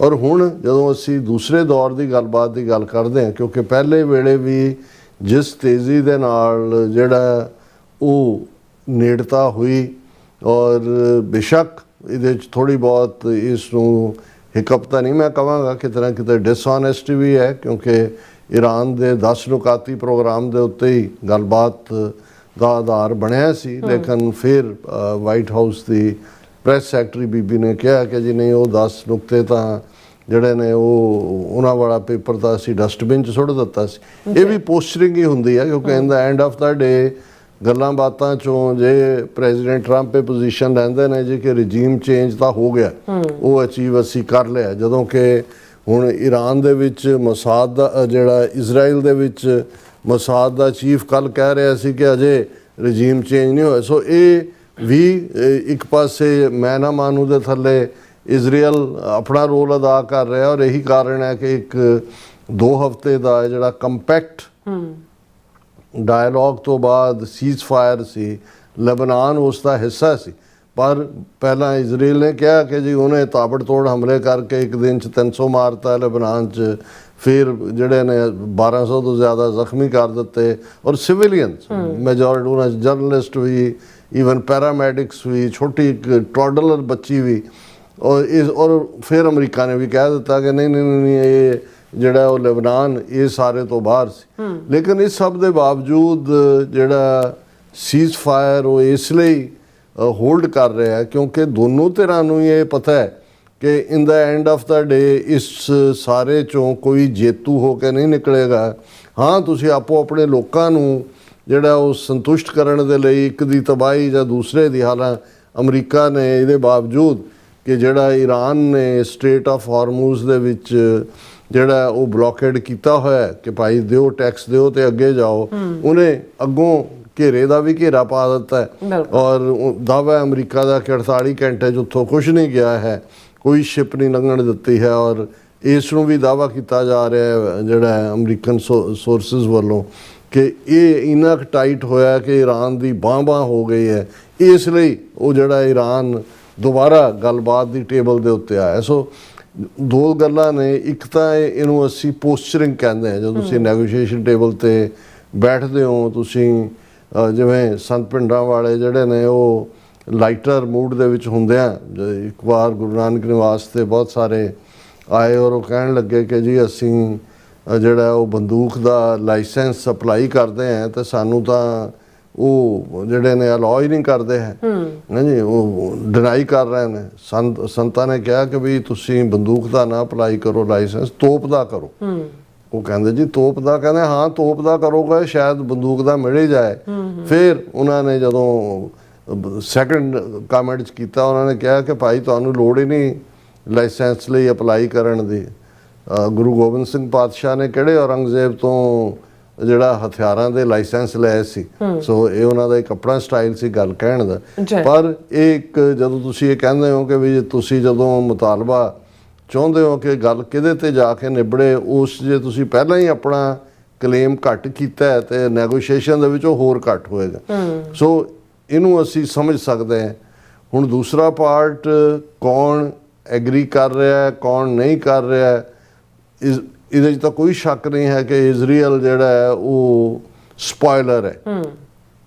ਪਹਿਲੀ ਗੱਲ, ਬਾਅਦ 'ਚੋਂ ਬੇਸ਼ੱਕ ਇਵੇਂ ਹੀ ਹੋਣਾ ਸੀ ਜੋ ਹੋਇਆ, ਕਿਉਂਕਿ 47 ਸਾਲਾਂ ਦੇ ਜਿਹੜੇ ਵਿਰੋਧ ਨੇ ਔਰ ਇੱਕ ਦੂਸਰੇ ਪ੍ਰਤੀ ਇੰਨੀ ਹੌਸਟਿਲਿਟੀ ਆ ਉਹ। ਲੇਕਿਨ ਜੇ ਨੀਅਤ ਬਣ ਜਾਏ ਜਾਂ ਦੂਸਰਾ ਹੋ ਜਾਏ, ਕਿਉਂਕਿ ਜਿਹੜੀ ਵੈਂਸ ਦਾ ਆਪਣਾ ਜਿਹੜਾ ਉਸ ਦਾ ਰੈਪੂਟੇਸ਼ਨ ਵੀ ਦਾਅ 'ਤੇ ਸੀ। ਹਾਲਾਂਕਿ ਇਸ ਨੂੰ ਅੱਡ-ਅੱਡ ਹਲਕਿਆਂ ਵੱਲੋਂ ਇਵੇਂ ਵੀ ਦੇਖਿਆ ਜਾ ਰਿਹਾ ਹੈ ਕਿ ਕਿਉਂਕਿ ਪ੍ਰੈਜ਼ੀਡੈਂਟ ਟਰੰਪ ਦੀ ਤਾਂ ਲਾਸਟ ਟਰਮ ਹੈ, ਇਹ 2 ਟਰਮ ਹੀ ਕੋਈ ਅਮਰੀਕਨ ਪ੍ਰੈਜ਼ੀਡੈਂਟ ਬਣ ਸਕਦਾ ਹੈ, ਕਿ ਮਾਰਕੋ ਰੂਬੀਓ ਜਿਹੜੇ ਸੈਕਟਰੀ ਆਫ ਸਟੇਟ ਨੇ ਔਰ ਜੇਡੀ ਵੈਂਸ, ਇਹ ਦੋਨਾਂ ਦੇ ਵਿੱਚ ਵੀ ਕਿਉਂਕਿ ਰਿਪਬਲਿਕਨ ਹੀ ਨੇ ਦੋਨੋਂ, ਕਿ ਨੈਕਸਟ ਪ੍ਰੈਜ਼ੀਡੈਂਸੀ ਦੇ ਲਈ ਕੰਪੀਟੀਸ਼ਨ ਹੈ। ਔਰ ਇਹ ਵੀ ਕਿਹਾ ਗਿਆ, ਫਾਈਨੈਂਸ਼ੀਅਲ ਟਾਈਮਜ਼ ਨੇ ਸਟੋਰੀ ਕੀਤੀ ਹੈ ਕਿ ਜੇਡੀ ਵੈਂਸ ਨੂੰ ਛਾਂਗ ਦਿੱਤਾ ਕਿਉਂਕਿ ਮਾਰਕੋ ਰੂਬੀਓ ਜਿਹੜਾ ਉਹ ਟਰੰਪ ਦੇ ਨਾਲ ਗੋਲਫ ਖੇਡ ਰਿਹਾ ਸੀ ਤੇ ਇਧਰ ਜਿਹੜਾ ਜੇ ਕੋਈ ਗੱਲਬਾਤ ਅੱਗੇ ਸਿਰੇ ਨਹੀਂ ਚੜੀ ਤੇ ਫੇਲਿਅਰ ਦਾ ਜਿਹੜਾ ਹਿੱਸਾ ਹੈ ਉਹ ਉਹਦੇ ਹਿੱਸੇ ਜਿਹੜਾ ਮਿਸਟਰ ਵੈਂਸ ਦੇ ਆਉਂਦਾ। ਇੰਡੀਅਨ ਆਪਣੇ ਕੰਮ ਲੱਗੇ ਹੋਏ ਸੀ ਜਾਂ ਲੱਗੇ ਹੋਏ ਨੇ ਕਿ ਜੀ ਪਾਕਿਸਤਾਨ ਫੇਲ ਹੋ ਗਿਆ ਜਾਂ ਦੂਸਰਾ, ਉਹ ਸਾਰੇ ਦੇ। ਹੁਣ ਜਦੋਂ ਅਸੀਂ ਕੱਲ ਵੀ ਗੱਲ ਕੀਤੀ ਕਿ ਵੀ ਪ੍ਰੈਜ਼ੀਡੈਂਟ ਟਰੰਪ ਨੇ 2 ਦਿਨ ਦਾ ਕਿਹਾ, ਫਿਰ ਕੁਛ ਹਲਕਿਆਂ 'ਚ ਆਇਆ ਕਿ ਵੀ ਇਹ ਜਿਹੜਾ ਲੰਬਾ ਵੀ ਹੋ ਸਕਦਾ ਹੈ, ਕੁਛ ਹੋਰ ਦਿਨ ਵੀ ਲੱਗ ਸਕਦੇ ਨੇ। ਔਰ ਈਰਾਨ ਨੇ ਵੀ ਆਪਣੀ ਪੋਸਚਰਿੰਗ ਜਿਹੜੀ ਹੈ ਇਹ ਅਮਰੀਕਾ ਨੂੰ ਕਿਹਾ ਕਿ ਵੀ ਜੇ ਤੁਸੀਂ ਬਲੌਕੇਡ ਨਾ ਚੁੱਕਿਆ ਤੇ ਅਸੀਂ ਰੈੱਡ ਸੀ ਦੇ ਵਿੱਚ ਵੀ ਔਰ ਪਰਸ਼ੀਅਨ ਗਲਫ ਦੇ ਵਿੱਚ ਵੀ ਜਿਹੜਾ ਦੂਸਰੇ ਪਾਸੇ ਓਮਾਨ ਹੈ ਜਾਂ ਦੂਜੇ, ਉਹਦੇ ਤੇ ਅਸੀਂ ਜਿਹੜਾ ਉਹ ਮਿਜ਼ਾਈਲ ਔਰ ਡਰੋਨ ਹਮਲੇ ਸ਼ੁਰੂ ਕਰ ਦੇਵਾਂਗੇ। ਉਧਰੋਂ ਜਿਹੜੀ ਈਰਾਨ ਦੀ ਪ੍ਰੋਕਸੀ ਹੁਤੀ ਨੇ ਰੈੱਡ ਸੀ ਉੱਥੇ ਬੈਠੇ ਹੋਏ ਯਮਨ ਦੇ ਵਿੱਚ, ਉਹਨਾਂ ਨੇ ਵੀ ਬਲੌਕੇਡ ਦੀ ਗੱਲ ਕੀਤੀ ਹੈ। ਇਧਰ ਪ੍ਰੈਜ਼ੀਡੈਂਟ ਟਰੰਪ ਨੇ ਅਗੇਨ ਇਹ ਕਿਹਾ ਕਿ ਵੀ ਅਸੀਂ ਚਾਹੀਏ ਤਾਂ ਇੱਕ ਰਾਤ ਦੇ ਵਿੱਚ ਸਾਰਾ ਈਰਾਨ ਦਾ ਸਫਾਇਆ ਕਰ ਦਈਏ। ਸੋ ਪਹਿਲਾਂ ਤਾਂ ਮੈਂ ਇਹਨਾਂ ਦੀ ਪੋਸਚਰਿੰਗ ਦੀ ਗੱਲ ਕਰ ਲਾਂ ਕਿ ਵੀ, ਔਰ ਦੂਸਰੇ ਪਾਸੇ ਪ੍ਰੈਜ਼ੀਡੈਂਟ ਟਰੰਪ ਨੇ ਈਵਨ ਚਾਈਨਾ ਨੂੰ ਵੀ ਕਿਹਾ ਕਿ ਜੀ ਮਤ ਹਥਿਆਰ ਦਿਓ ਈਰਾਨ ਨੂੰ, ਔਰ ਨਾਲ ਹੀ ਕਿਹਾ ਵੀ ਚਾਈਨਾ ਨੂੰ ਸ਼ੁਕਰਗੁਜ਼ਾਰ ਹੋਣਾ ਚਾਹੀਦਾ ਕਿ ਵੀ ਅਸੀਂ ਜਿਹੜਾ ਹੁਣ ਜਿਹੜਾ ਇਹ ਹੈ ਸਟ੍ਰੇਟ ਆਫ ਹਾਰਮੂਜ਼ ਸਭ ਦੇ ਲਈ ਖੋਲ੍ਹ ਦਿੱਤਾ। ਹੁਣ ਜਿਹੜਾ ਲੇਟੈਸਟ ਬੁੱਧਵਾਰ ਦੀ ਅਸੀਂ ਜਦੋਂ ਗੱਲ ਕਰ ਰਹੇ ਹਾਂ, ਅੱਜ ਵੈਨਸਡੇ ਹੈ ਔਰ ਅੱਜ ਹੀ ਜਿਹੜਾ ਪ੍ਰੈਜ਼ੀਡੈਂਟ ਟਰੰਪ ਦਾ ਫੌਕਸ ਬਿਜ਼ਨਸ ਦੇ ਨਾਲ ਇੰਟਰਵਿਊ ਹੈ, ਉਸ ਨੂੰ ਜਿਹੜਾ ਮੀਡੀਆ ਨੇ ਜਿਹੜਾ ਉਹਦੀ ਹੈਡਲਾਈਨ ਬਣਾਈ ਹੈ ਕਿ ਪ੍ਰੈਜ਼ੀਡੈਂਟ ਟਰੰਪ ਨੇ ਕਿਹਾ ਕਿ ਵੀ ਵਾਰ ਕਲੋਜ਼ ਟੂ ਓਵਰ, ਕਿ ਖਤਮ ਹੋਣ ਦੇ ਨੇੜੇ ਹੈ। ਔਰ ਇਹ ਉਹਨਾਂ ਨੇ ਕਿਹਾ ਜੀ ਵੈਰੀ ਕਲੋਜ਼ ਟੂ ਓਵਰ। ਔਰ ਇਸ ਦੇ ਲਈ ਈਵਨ ਜਿਹੜਾ ਮੀਡੀਆ ਨੇ ਸਾਰਿਆਂ ਨੇ ਰਿਪੋਰਟ ਕੀਤਾ ਕਿ field marshal awesome Munir Pakistan ਦੇ ਫੌਜੀ ਮੁਖੀ ਵੀ ਨੇ ਜਿਹੜੇ, ਉਹ ਇੱਕ ਹਾਈ ਲੈਵਲ ਡੈਲੀਗੇਸ਼ਨ ਜਿਹਦੇ 'ਚ ਹੋਮ ਮਿਨਿਸਟਰ ਵੀ ਸ਼ਾਮਲ ਨੇ, ਉਹਦੇ ਨਾਲ ਤਹਿਰਾਨ ਪਹੁੰਚ ਗਏ ਨੇ। ਉੱਥੇ ਉਹਨਾਂ ਦਾ ਈਰਾਨ ਦੀਆਂ ਅਥਾਰਟੀਜ਼ ਵੱਲੋਂ ਸਵਾਗਤ ਕੀਤਾ ਗਿਆ, ਕਿਉਂਕਿ ਜਦੋਂ ਪਹਿਲਾਂ ਕੱਲ ਪ੍ਰੈਜ਼ੀਡੈਂਟ ਟਰੰਪ ਨੇ ਕਿਹਾ ਸੀ ਕਿ ਜੀ 2 ਦਿਨਾਂ 'ਚ ਸ਼ੁਰੂ ਹੋਏਗਾ, ਈਰਾਨ ਨੇ ਕਿਹਾ ਸੀ ਕਿ ਸਾਨੂੰ ਕੋਈ ਪਤਾ ਨਹੀਂ ਹੈ, ਸਾਡੇ ਨਾਲ ਕੋਈ ਰਾਬਤਾ ਨਹੀਂ। ਲੇਕਿਨ ਇਸ ਤੋਂ ਜ਼ਾਹਰ ਹੈ ਕਿ ਜੇ ਆਸਮ ਮੁਨੀਰ ਉੱਥੇ ਪਹੁੰਚੇ ਨੇ ਤੇ ਆਲਰੇਡੀ ਇਸ ਦੇ ਉੱਤੇ ਕਾਫੀ ਗੰਭੀਰਤਾ ਦੇ ਨਾਲ ਕੰਮ ਹੋ ਰਿਹਾ ਜੀ ਫੌਕਸ ਬਿਜ਼ਨਸ ਨੂੰ ਟਰੰਪ ਦਾ ਜਿਹੜਾ ਇੰਟਰਵਿਊ ਹੈ ਉਸ ਨੂੰ ਮੀਡੀਆ ਨੇ ਕੋਟ ਕੀਤਾ ਹੈ, ਜਿਹਦੇ 'ਚ ਉਹਨਾਂ ਨੇ ਕਿਹਾ ਕਿ Iran head bean hit very hard and warned that US forces could take out every one of their bridges and power plants in 1 hour. ਹੁਣ ਇਹ ਹੈ ਪੋਸਚਰਿੰਗ। ਉਹਨਾਂ ਨੇ ਕਿਹਾ ਜੀ ਈਰਾਨ ਦਾ ਅਸੀਂ ਜਿਹੜਾ ਉਹ ਤੱਪੜ ਰੋਲ ਦਿੱਤਾ ਨੇ, ਹੁਣ ਅਸੀਂ ਜਿਹੜਾ ਜੇ ਚਾਹੀਏ ਤਾਂ 1 ਘੰਟੇ ਦੇ ਵਿੱਚ ਉਹਨਾਂ ਦੇ ਸਾਰੇ ਪਾਵਰ ਪਲਾਂਟ ਔਰ ਉਹਨਾਂ ਦੇ ਪੁਲ ਉਡਾ ਦਈਏ। ਅੱਛਾ ਇਫ ਨੈਗੋਸ਼ੀਏਸ਼ਨਸ ਫੇਲਡ, ਕਿ ਜੇ ਗੱਲਬਾਤ ਫੇਲ ਹੋਈ, I think they want to make a deal very badly. ਇਹ ਉਹਨਾਂ ਨੇ ਕਿਹਾ ਅਸੀਂ ਉਡਾ ਸਕਦੇ ਹਾਂ ਜੇ ਗੱਲਬਾਤ ਖਤਮ ਹੋਈ, ਕਿਸੇ ਕੰਢੇ ਨਾ ਲੱਗੀ। ਪਰ ਉਹਨਾਂ ਨੇ ਕਿਹਾ ਜੀ ਉਹ ਬੜੇ ਜਿਹੜੇ ਨੇ ਤੜਫ ਰਹੇ ਨੇ ਨੈਗੋਸ਼ੀਏਸ਼ਨ ਕਰਕੇ ਜਿਹੜਾ ਸਮਝੌਤਾ ਕਰਨ ਦੇ ਲਈ, ਔਰ ਇਹਨਾਂ ਨੇ ਕਿਹਾ ਕਿ ਵੀ ਇਸ ਲਈ ਜਿਹੜਾ ਸੈਕੰਡ ਰਾਊਂਡ ਹੈ ਗੱਲਬਾਤ ਦਾ ਉਹ ਜਿਹੜਾ ਉਹ ਕਿਸੇ ਵੇਲੇ ਵੀ ਸ਼ੁਰੂ ਹੋ ਸਕਦਾ ਹੈ, ਕਿਉਂਕਿ ਅਸੀਂ ਜਿਵੇਂ ਜ਼ਿਕਰ ਕੀਤਾ ਕਿ ਵੀ 22 ਅਪ੍ਰੈਲ ਨੂੰ ਜਿਹੜਾ ਸੀਜ਼ ਫਾਇਰ ਐਕਸਪਾਇਰ ਹੋ ਰਿਹਾ, ਔਰ ਇਸ ਦੇ ਉੱਤੇ ਈਵਨ ਹੁਣ ਜਿਹੜੀ ਪੋਸਚਰਿੰਗ ਹੈ ਈਰਾਨ ਦੀ ਫੋਰਨ ਮਿਨਿਸਟਰੀ ਦੇ ਸਪੋਕਸਪਰਸਨ ਨੇ ਇਸਮਾਇਲ ਬਗੈਲ, ਉਹਨਾਂ ਨੇ ਕਿਹਾ ਕਿ ਵੀ ਅਸੀਂ ਮੈਸੇਜ ਐਕਸਚੇਂਜ ਹੋ ਰਹੇ ਨੇ ਤਹਿਰਾਨ ਔਰ ਵਾਸ਼ਿੰਗਟਨ ਦੇ ਵਿਚਾਲੇ ਪਾਕਿਸਤਾਨ ਰਾਹੀਂ, ਔਰ ਲੇਕਿਨ ਉਹਨਾਂ ਨੇ ਇਹ ਕਿਹਾ ਕਿ ਵੀ ਜੇ we enter talks to end the war, secure Iran's rights and obtain war reparations, ਕਿ ਵੀ ਇਹ ਹੁਣ ਆਪਣੀ ਪੋਸਟਿੰਗ ਦੇ ਰਹੇ ਨੇ ਕਿ ਅਸੀਂ ਇਸ ਜੰਗ ਦੇ ਵਿੱਚ ਆਏ ਹਾਂ ਈਰਾਨ ਦੇ ਹੱਕਾਂ ਨੂੰ ਹਾਸਲ ਕਰਨ ਦੇ ਲਈ, ਜੰਗ ਵੀ ਅਸੀਂ ਖਤਮ ਕਰਨਾ ਚਾਹੁੰਦੇ ਹਾਂ, ਔਰ ਅਸੀਂ ਜਿਹੜੀ ਸਾਡੀ ਤਬਾਹੀ ਹੋਈ ਹੈ ਅਸੀਂ ਜੰਗੀ ਜੁਰਮਾਨਾ, ਜੰਗੀ ਹਰਜਾਨਾ ਜਿਹੜਾ ਉਹ ਵੀ ਵਸੂਲ ਕਰਨਾ ਹੈ, ਔਰ ਸਾਡਾ ਜਿਹੜਾ ਨਿਊਕਲੀਅਰ ਪ੍ਰੋਗਰਾਮ ਹੈ ਉਹ ਪਿਓਰਲੀ ਪੀਸਫੁਲ, ਬਿਲਕੁਲ ਅਮਨ ਦੇ ਲਈ ਹੈ, ਸ਼ਾਂਤੀ ਲਈ ਹੈ, ਪਾਵਰ ਦੇ ਲਈ ਹੈ, ਜਿਵੇਂ ਇਲੈਕਟ੍ਰਿਸਿਟੀ ਔਰ ਦੂਸਰੀ। ਪਰ ਅਸੀਂ ਜਿਹੜੇ ਐਨਰਿਚਮੈਂਟ ਲੈਵਲ ਹੈ ਕਿ ਵੀ 60% ਹੈਗਾ ਕਿੰਨੇ, ਇਹਦੇ ਲਈ ਅਸੀਂ ਨੈਗੋਸ਼ੀਏਸ਼ਨ ਲਈ ਖੁੱਲ੍ਹੇ ਹਾਂ, ਪਰ ਅਸੀਂ ਆਪਣਾ ਕੋਈ ਨਿਊਕਲੀਅਰ ਪ੍ਰੋਗਰਾਮ ਗਿਵ ਅਪ ਨਹੀਂ ਕਰਨਾ। ਫਿਰ ਇਹਦੇ ਨਾਲ ਹੀ ਜਿਹੜੇ ਈਰਾਨ ਦੇ ਪ੍ਰੈਜ਼ੀਡੈਂਟ ਨੇ ਮਸੂਦ ਪੈਜ਼ੇਸ਼ਕਿਆਨ, ਹੁਣ ਇਹ ਜਿਹੜਾ ਪੈਜ਼ੇਸ਼ਕਿਆਨ ਮੈਂ ਕਿਤੇ ਦੇਖ ਰਿਹਾ ਸੀ ਕਿ ਇਹ ਹਾਰਟ ਸਰਜਨ ਹੈ ਉਹਨਾਂ ਦੇ ਪ੍ਰੈਜ਼ੀਡੈਂਟ, ਔਰ ਇਹ ਫਾਰਸੀ ਦੇ ਵਿੱਚ ਜਿਹੜਾ ਫਿਜ਼ੀਸ਼ੀਅਨ ਦੇ ਲਈ ਜਾਂ ਡਾਕਟਰ ਦੇ ਲਈ ਇਹ ਲਫ਼ਜ਼ ਹੈ ਪੈਜ਼ੇਸ਼ਕਿਆਨ ਜਿਹੜਾ ਉਹਨਾਂ ਦੇ ਨਾਂ ਨਾਲ ਲੱਗਾ ਹੋਇਆ। ਉਹਨਾਂ ਨੇ ਨੋਟ ਆਫ ਕਾਸ਼ਨ ਦਿੱਤਾ, ਉਹਨਾਂ ਨੇ ਕਿਹਾ ਵੀ ਤਹਿਰਾਨ ਜਿਹੜਾ ਉਹ ਕੰਸਟਰਕਟਿਵ ਐਨਗੇਜਮੈਂਟ ਦੇ ਲਈ ਬਿਲਕੁਲ ਤਿਆਰ ਹੈ, but would not yield to pressure, ਪਰ ਅਸੀਂ ਕਿਸੇ ਦਬਾਅ ਨੂੰ ਨਹੀਂ ਕਬੂਲਾਂਗੇ। Any attempt to impose will or force the country into submission is doomed to fail, ਕਿ ਜੇ ਕੋਈ ਸਾਡੇ ਤੇ ਦਬਾਅ ਧਮਕੀਆਂ ਇਹ ਉਹ, ਹੁਣ ਜੋ ਪ੍ਰੈਜ਼ੀਡੈਂਟ ਟਰੰਪ ਨੇ ਅਗੇਨ ਧਮਕੀ ਦੇ, ਇਹ ਉਹਦਾ ਹੀ ਜਵਾਬ ਹੈ। ਸੋ ਇਹਨੂੰ ਮੈਂ ਵੈਸੇ ਪੋਸਟਰਿੰਗ ਦੇ ਤੌਰ ਤੇ ਹੀ ਦੇਖਦਾ, ਰੱਬ ਨਾ ਕਰੇ ਕਿ ਵੀ ਇਹ ਲਿਟਰਲੀ ਟਰੂ ਸਾਬਤ ਹੋਣ ਇਹ ਗੱਲਾਂ ਇੱਕ ਦੂਜੇ ਦੀਆਂ। ਔਰ ਟਰੰਪ ਨੇ ਆਪਣੇ ਇੱਕ ਪਾਸੇ ਨੈਰੇਟਿਵ ਦੇ ਵਿੱਚ ਜਿਹੜਾ ਨੈਗੋਸ਼ੀਏਟਿੰਗ ਟੈਕਟਿਕ ਸਟਰੋਂਗ ਵੋਕਲ ਹੈ, ਨਾਲ ਦੀ ਨਾਲ ਉਹਨਾਂ ਨੇ ਆਪਣਾ ਮਿਲਟਰੀ ਪੋਸਚਰ ਵੀ ਜਿਹੜਾ ਉਹ ਡਬਲ ਡਾਊਨ ਕੀਤਾ ਹੈ, ਔਰ ਉਹਨਾਂ ਨੇ ਕਿਹਾ ਕਿ ਬਈ ਇਹ ਜਿਹੜਾ ਜੇ ਅਸੀਂ ਇੰਟਰਵੀਨ ਨਾ ਕਰਦੇ ਤਾਂ ਈਰਾਨ ਨੇ ਤਾਂ ਨਿਊਕਲੀਅਰ ਬਣਾ ਕੇ ਯੂਰਪ ਨੂੰ ਵੀ ਬਲੋ ਕਰ ਦੇਣਾ ਸੀ, ਅਮਰੀਕਾ ਦੇ ਸ਼ਹਿਰਾਂ 'ਚ ਨਿਊਕਲੀਅਰ ਧਮਾਕੇ ਹੋ ਜਾਣੇ ਸੀ। ਔਰ ਹਾਲਾਂ ਈਰਾਨ ਦੇ ਉਹਨਾਂ ਦਾ ਜਿਹੜਾ ਇੱਕ ਸਪੋਕਸਪਰਸਨ ਨੇ ਪੋਲਾਈਟਲੀ ਕਿਹਾ ਵੀ ਹੁਣ ਤੱਕ ਅਮਰੀਕਾ ਹੀ ਇੱਕੋ ਇੱਕ ਮੁਲਕ ਹੈ ਜਿਹਨੇ ਐਟਮ ਪਾਵਰ ਸਿਵਲੀਅਨ ਲੋਕਾਂ 'ਤੇ ਵਰਤੀ ਹੈ। ਉਹ ਰੈਫਰ ਕਰ ਰਿਹਾ ਸੀ ਜਿਹੜਾ ਹੀਰੋਸ਼ੀਮਾ ਤੇ ਨਾਗਾਸਾਕੀ ਜਾਪਾਨ ਦੇ 2 ਸ਼ਹਿਰਾਂ ਦੇ ਉੱਤੇ ਬੰਬ ਸੁੱਟੇ। ਔਰ ਨਾਲ ਦੀ ਨਾਲ ਜਿਹੜਾ ਟਰੂਥ ਸੋਸ਼ਲ ਦੇ ਉੱਤੇ ਉਹਨਾਂ ਨੇ ਇਹ ਵੀ ਕਿਹਾ ਕਿ ਵੀ ਮੈਂ ਚਾਈਨਾ ਨਾਲ ਵੀ ਕੋਆਰਡੀਨੇਟ ਕਰ ਰਿਹਾ ਟਰੰਪ ਨੇ, ਔਰ Beijing has agreed not to supply weapons to Tehran and backing efforts to keep the strait of Hormuz open. ਹੁਣ ਨਾ ਹੀ ਚੀਨ ਨੇ ਕਦੇ ਮੰਨਿਆ ਕਿ ਵੀ ਉਹ ਹਥਿਆਰ ਦੇ ਰਿਹਾ, ਜ਼ਰੂਰ ਦੇ ਰਿਹਾ ਹੈ ਉਸ ਦੀ, ਲੇਕਿਨ ਪ੍ਰੈਜ਼ੀਡੈਂਟ ਟਰੰਪ ਕਹਿ ਰਹੇ ਨੇ ਵੀ ਉਹ ਮੰਨ ਗਿਆ ਵੀ ਹੁਣ ਅਸੀਂ ਹਥਿਆਰ ਨਹੀਂ ਦੇਵਾਂਗੇ ਜਦੋਂ ਚਾਈਨਾ ਨੇ ਇਹਨੂੰ ਅਗੇਨ ਡਿਨਾਈ ਕੀਤਾ। ਔਰ ਫਿਰ ਉਹਨਾਂ ਨੇ ਕਿਹਾ ਉਹਨਾਂ ਦੇ ਪ੍ਰੈਜ਼ੀਡੈਂਟ ਡੋਨਲਡ ਟਰੰਪ ਦਾ ਓਰੀਜਨਲ ਜਿਹੜਾ ਟਰੂਥ ਸੋਸ਼ਲ ਤੇ ਹੈ, China is very happy that I am permanently opening the Strait of Hormuz, ਕਿ ਮੈਂ ਖੋਲ ਦਿੱਤੀ ਹੈ, ਚੀਨ ਬਹੁਤ ਖੁਸ਼, I am doing it for them also and the world, ਮੈਂ ਚੀਨ ਲਈ ਕਰ ਰਿਹਾ, ਦੁਨੀਆ ਲਈ ਕਰ ਰਿਹਾ, ਸਾਰੀ ਦੁਨੀਆ ਲਈ ਕਰ ਰਿਹਾ। This situation will never happen again, ਹੁਣ ਇਹ ਦੁਬਾਰਾ ਇਦਾਂ ਦਾ ਜਿਹੜਾ ਉਹ ਕੋਈ ਨਹੀਂ ਹੋਏਗਾ। They have agreed not to send weapons to Iran, ਚੀਨ ਮੰਨ ਗਿਆ ਵੀ ਉਹਨੇ ਈਰਾਨ ਨੂੰ ਕੋਈ ਹਥਿਆਰ ਨਹੀਂ ਦੇਣੇ।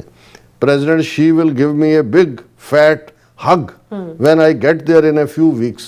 ਜਦੋਂ ਮੈਂ ਕੁਝ ਹਫ਼ਤਿਆਂ ਦੇ ਵਿੱਚ ਚੀਨ ਜਾਵਾਂਗਾ, ਚੀਨ ਦਾ ਪ੍ਰੈਜ਼ੀਡੈਂਟ ਸ਼ੀ ਜਿਹੜਾ ਮੈਨੂੰ ਉਹ ਪੂਰਾ ਬੇਅਰ ਹੱਗ ਦੇਗਾ, ਵੱਡੇ ਰਿਛ ਵਾਂਗੂ ਜੱਫੀ ਪਾਏਗਾ। ਹੁਣ ਉਹ ਮੋਦੀ ਨੇ ਹੱਗ ਦੇ ਉੱਤੇ ਲਾਇਆ ਹੋਇਆ।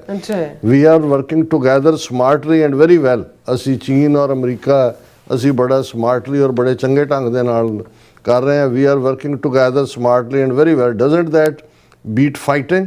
ਕਿ ਇਹ ਜੰਗ ਨਾਲੋਂ ਬਿਹਤਰ ਨਹੀਂ ਹੈ ਕਿ ਵੀ ਸਮਾਰਟਲੀ ਔਰ ਚੰਗੀ ਤਰ੍ਹਾਂ ਕਰੋ? But remember we are very good at fighting. ਪਰ ਇਹ ਵੀ ਯਾਦ ਰੱਖੋ ਅਸੀਂ ਬਹੁਤ ਵਧੀਆ ਲੜਾਕੂ ਹਾਂ। ਇਫ ਵੀ ਹੈਵ ਟੂ, ਜੇ ਸਾਨੂੰ ਲੜਨਾ ਪਏ, far better than anyone else, ਕੋਈ ਸਾਡਾ ਮੁਕਾਬਲਾ ਨਹੀਂ ਕਰ ਸਕਦਾ। ਹੁਣ ਚਲੋ president Trump sense of humour ਵੀ ਹੈ, ਤੇ ਕਈ ਵਾਰ ਉਹ ਜਿਹਨੂੰ ਅਸੀਂ ਪੰਜਾਬੀ 'ਚ ਮੈਂ ਹੁਣ ਕਹਿਣਾ ਤਾਂ ਨਹੀਂ ਚਾਹੁੰਦਾ, ਪਰ ਕਈ ਵਾਰ ਚਲੋ ਉਹਨੂੰ ਤੁਸੀਂ ਯੱਕੜ ਦੀ ਕੈਟਾਗਰੀ 'ਚ ਵੀ ਰੱਖ ਲੈਂਦੇ ਹੋ। ਲੇਕਿਨ ਇਹਦੇ 'ਚ ਕੋਈ ਸ਼ੱਕ ਨਹੀਂ ਹੈ ਕਿ ਪ੍ਰੈਜ਼ੀਡੈਂਟ ਟਰੰਪ ਭਾਵੇਂ ਇੱਕ ਕਲਾਸ ਇਹ ਕਹਿੰਦੇ ਆ ਵੀ ਅਨਪ੍ਰੈਡਿਕਟੇਬਲ ਨੇ, ਪਰ ਮੈਨੂੰ ਲੱਗਦਾ ਕਿ ਵੀ ਖਬਰਾਂ 'ਚੋਂ ਰਹਿੰਦੇ ਨੇ ਜੀ। ਆਪਣੇ ਜਿਹੜੇ ਉਹਨਾਂ ਦੇ ਨਿਸ਼ਾਨੇ ਕਈ ਸਾਲਾਂ ਤੋਂ, ਜਦੋਂ 80s ਦੇ ਵਿੱਚ ਵੀ ਈਰਾਨ ਦੇ ਖਿਲਾਫ ਉਹਨਾਂ ਦੀਆਂ ਪੁਰਾਣੀਆਂ ਲਿਖਤਾਂ ਨਿਕਲਦੀਆਂ ਨੇ ਕਿ ਵੀ ਉਹ ਚਾਹੁੰਦੇ ਸੀ ਵੀ ਈਰਾਨ ਦਾ ਕੰਮ ਕੀਤਾ ਜਾਏ। ਲੇਕਿਨ ਇਸ ਸਭ ਦੇ ਬਾਵਜੂਦ ਇੱਕ ਜਿਹੜਾ ਅੜੀਅਲ ਰਵੱਈਆ ਨਹੀਂ ਹੈ। ਆਪਣਾ ਪੋਸਚਰਿੰਗ ਹੁੰਦੀ ਹੈ, ਪਰ ਅਗੇਨ ਉਸ ਦੇ ਉੱਤੇ ਜੇ ਬੈਕ ਪੋਜੀਸ਼ਨ ਵੀ ਯੂ ਟਰਨ ਵੀ ਮਾਰਨਾ ਪਏ ਤੇ ਉਹ ਕਰਦੇ ਨੇ। ਔਰ ਅੱਜ ਪ੍ਰੈਜ਼ੀਡੈਂਟ ਟਰੰਪ ਨੂੰ ਇੱਕ ਹੋਰ ਬਲ ਮਿਲਿਆ, ਕਿਉਂਕਿ ਅਕਸਰ ਇਹ ਕਿਹਾ ਜਾਂਦਾ ਹੈ ਕਿ ਵੀ ਦੇਖੋ ਕੋਈ ਵੀ ਜੰਗ ਜਿਹੜੀ ਹੈ ਉਹ ਤਾਂ ਉਹਦੇ ਲਈ ਕਾਂਗਰਸ ਦੀ ਅਪਰੂਵਲ ਜ਼ਰੂਰੀ ਹੁੰਦੀ ਹੈ। ਔਰ ਪ੍ਰੈਜ਼ੀਡੈਂਟ ਟਰੰਪ ਨੇ ਆਪਣੇ ਤੌਰ ਤੇ ਸ਼ੁਰੂ ਕੀਤੀ ਔਰ ਆਵਾਜ਼ਾਂ ਵਿਰੋਧ ਦੀਆਂ ਉੱਠ ਰਹੀਆਂ ਨੇ। ਲੇਕਿਨ ਅੱਜ ਜਦੋਂ ਅਗੇਨ ਡੈਮੋਕ੍ਰੇਟਾਂ ਨੇ ਸੈਨੇਟ ਦੇ ਵਿੱਚ ਪੁਸ਼ ਕੀਤਾ ਕਿ ਵੀ ਪ੍ਰੈਜ਼ੀਡੈਂਟ ਟਰੰਪ ਕਾਂਗਰਸ ਦੀ ਅਪਰੂਵਲ ਹੈ, ਤੇ ਇਸ ਨੂੰ ਰਿਪਬਲਿਕਨਸ ਨੇ ਜਿਹੜਾ ਬਲੌਕ ਕੀਤਾ ਉਸ ਨੂੰ। ਔਰ ਅਗੇਨ ਇਹ ਗੱਲ ਸ਼ੋਅ ਕਰਦੀ ਹੈ ਕਿ ਰਿਪਬਲਿਕਨਸ ਦੇ ਵਿੱਚ ਪੂਰੀ ਹਮਾਇਤ ਹੈ ਪ੍ਰੈਜ਼ੀਡੈਂਟ ਟਰੰਪ ਦੀ।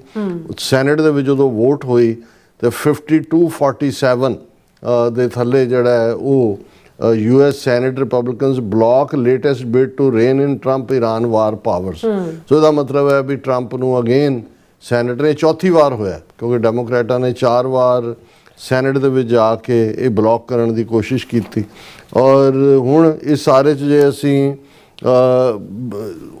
ਪੋਸਟਰਿੰਗ ਦੀ ਗੱਲ ਕਰੀਏ ਤਾਂ ਮੈਂ ਕੁਝ ਹੈਡਲਾਈਨਸ ਹੀ ਪੜ੍ਹਨਾ ਚਾਹੁੰਦਾ। Hopes rise for renewed talks as US military says Iran blockade is in force. ਕਿ ਇੱਕ ਪਾਸੇ ਗੱਲਬਾਤ ਵੀ ਨੈਗੋਸ਼ੀਏਸ਼ਨ ਸੀਜ਼ਫਾਇਰ 22 ਅਪ੍ਰੈਲ ਤੱਕ ਹੈ, ਪਰ ਬਲੌਕੇਡ ਆਪਣੇ ਆਪ ਦੇ ਵਿੱਚ ਤਾਂ ਵਾਇਓਲੇਸ਼ਨ ਹੈ ਸੀਜ਼ਫਾਇਰ ਦੀ। ਲੇਕਿਨ ਈਰਾਨ ਨੇ ਘੱਟੋ ਘੱਟ ਇਹ ਵਿਜ਼ਡਮ ਰੱਖੀ ਹੈ ਡਿਪਲੋਮੈਟਿਕਲੀ ਕਿ ਨਾ ਉਹਨਾਂ ਨੇ ਕੋਈ ਅਮਰੀਕਨ ਐਸੈਟ ਤੇ ਅਟੈਕ ਕੀਤਾ, ਨਾ ਉਹਨਾਂ ਨੇ ਗਲਫ ਦੀਆਂ ਦੂਸਰੀਆਂ ਸਟੇਟਸ ਤੇ। ਔਰ ਇਹਦੇ ਬਾਵਜੂਦ ਕਿ ਇਜ਼ਰਾਈਲ ਲੈਬਨਾਨ ਦੇ ਵਿੱਚ ਪੂਰਾ ਜੈਨੋਸਾਈਡ ਕਰ ਰਿਹਾ, ਪਰ ਇਹਦੇ ਬਾਵਜੂਦ ਇਜ਼ਰਾਈਲ ਨੇ ਈਵਨ ਲੈਬਨਾਨ ਦੇ ਉੱਤੇ ਵੀ ਕੋਈ ਅਟੈਕ ਨਹੀਂ ਕੀਤਾ। ਇਹ ਉਹਨਾਂ ਦੀ ਮੈਚੁਰਿਟੀ ਵੀ ਦੱਸਦਾ ਹੈ ਕਿ ਭਾਈ ਉਹ, ਔਰ ਇਹ ਵੀ ਦੱਸਦਾ ਕਿ ਵੀ ਉਹ ਚਾਹੁੰਦੇ ਨੇ ਕਿ ਗੱਲਬਾਤ ਜਿਹੜੀ ਹੈ ਕਿਸੇ ਕੰਢੇ ਲੱਗੇ। ਹੁਣ ਜਦੋਂ ਅਸੀਂ ਬਾਕੀ ਦੇਖਦੇ ਹਾਂ ਕਿ ਵੀ ਚੱਲ ਕੀ ਰਿਹਾ ਸਾਰੇ, ਤੇ ਫਿਰ ਇਹ ਨਜ਼ਰ ਆਉਂਦਾ amid US Iran talks push Iran's envoy to Pakistan slams Hormuz blockade as economic terrorism. ਇਹ ਅਗੇਨ ਪੋਸਚਰਿੰਗ ਹੈ। ਹਾਲਾਂਕਿ ਉਹਨਾਂ ਨੇ ਉਸ ਬਲੌਕੇਡ ਨੂੰ ਤੋੜਨ ਲਈ ਈਰਾਨ ਨੇ ਕੋਈ ਮਿਜ਼ਾਈਲਾਂ ਨਹੀਂ ਦਾਗੀਆਂ। ਹਾਲਾਂਕਿ ਸਮੁੰਦਰ ਦੇ ਵਿੱਚ 600 ਕਿਲੋਮੀਟਰ ਪਰੇ ਹੈ ਅਮਰੀਕਾ ਦੇ ਵੱਡੇ ਵੱਡੇ ਸ਼ਿਪ, ਪਰ ਨਾ ਉੱਥੋਂ ਕੋਈ ਨਿਕਲ ਸਕਦਾ ਨਾ ਆ ਸਕਦਾ। ਤੇ ਇਸ ਨੂੰ ਜਿਹੜਾ ਈਰਾਨ ਦਾ ਐਂਬੈਸਡਰ ਹੈ ਪਾਕਿਸਤਾਨ ਦੇ ਵਿੱਚ, ਉਹਨੇ ਕਿਹਾ ਵੀ ਇਹ ਇਕਨੋਮਿਕਲ ਟੈਰਰਿਜ਼ਮ ਹੈ, ਕਿ ਇਹ ਆਰਥਿਕ ਦਹਿਸ਼ਤਗਰਦੀ ਹੈ।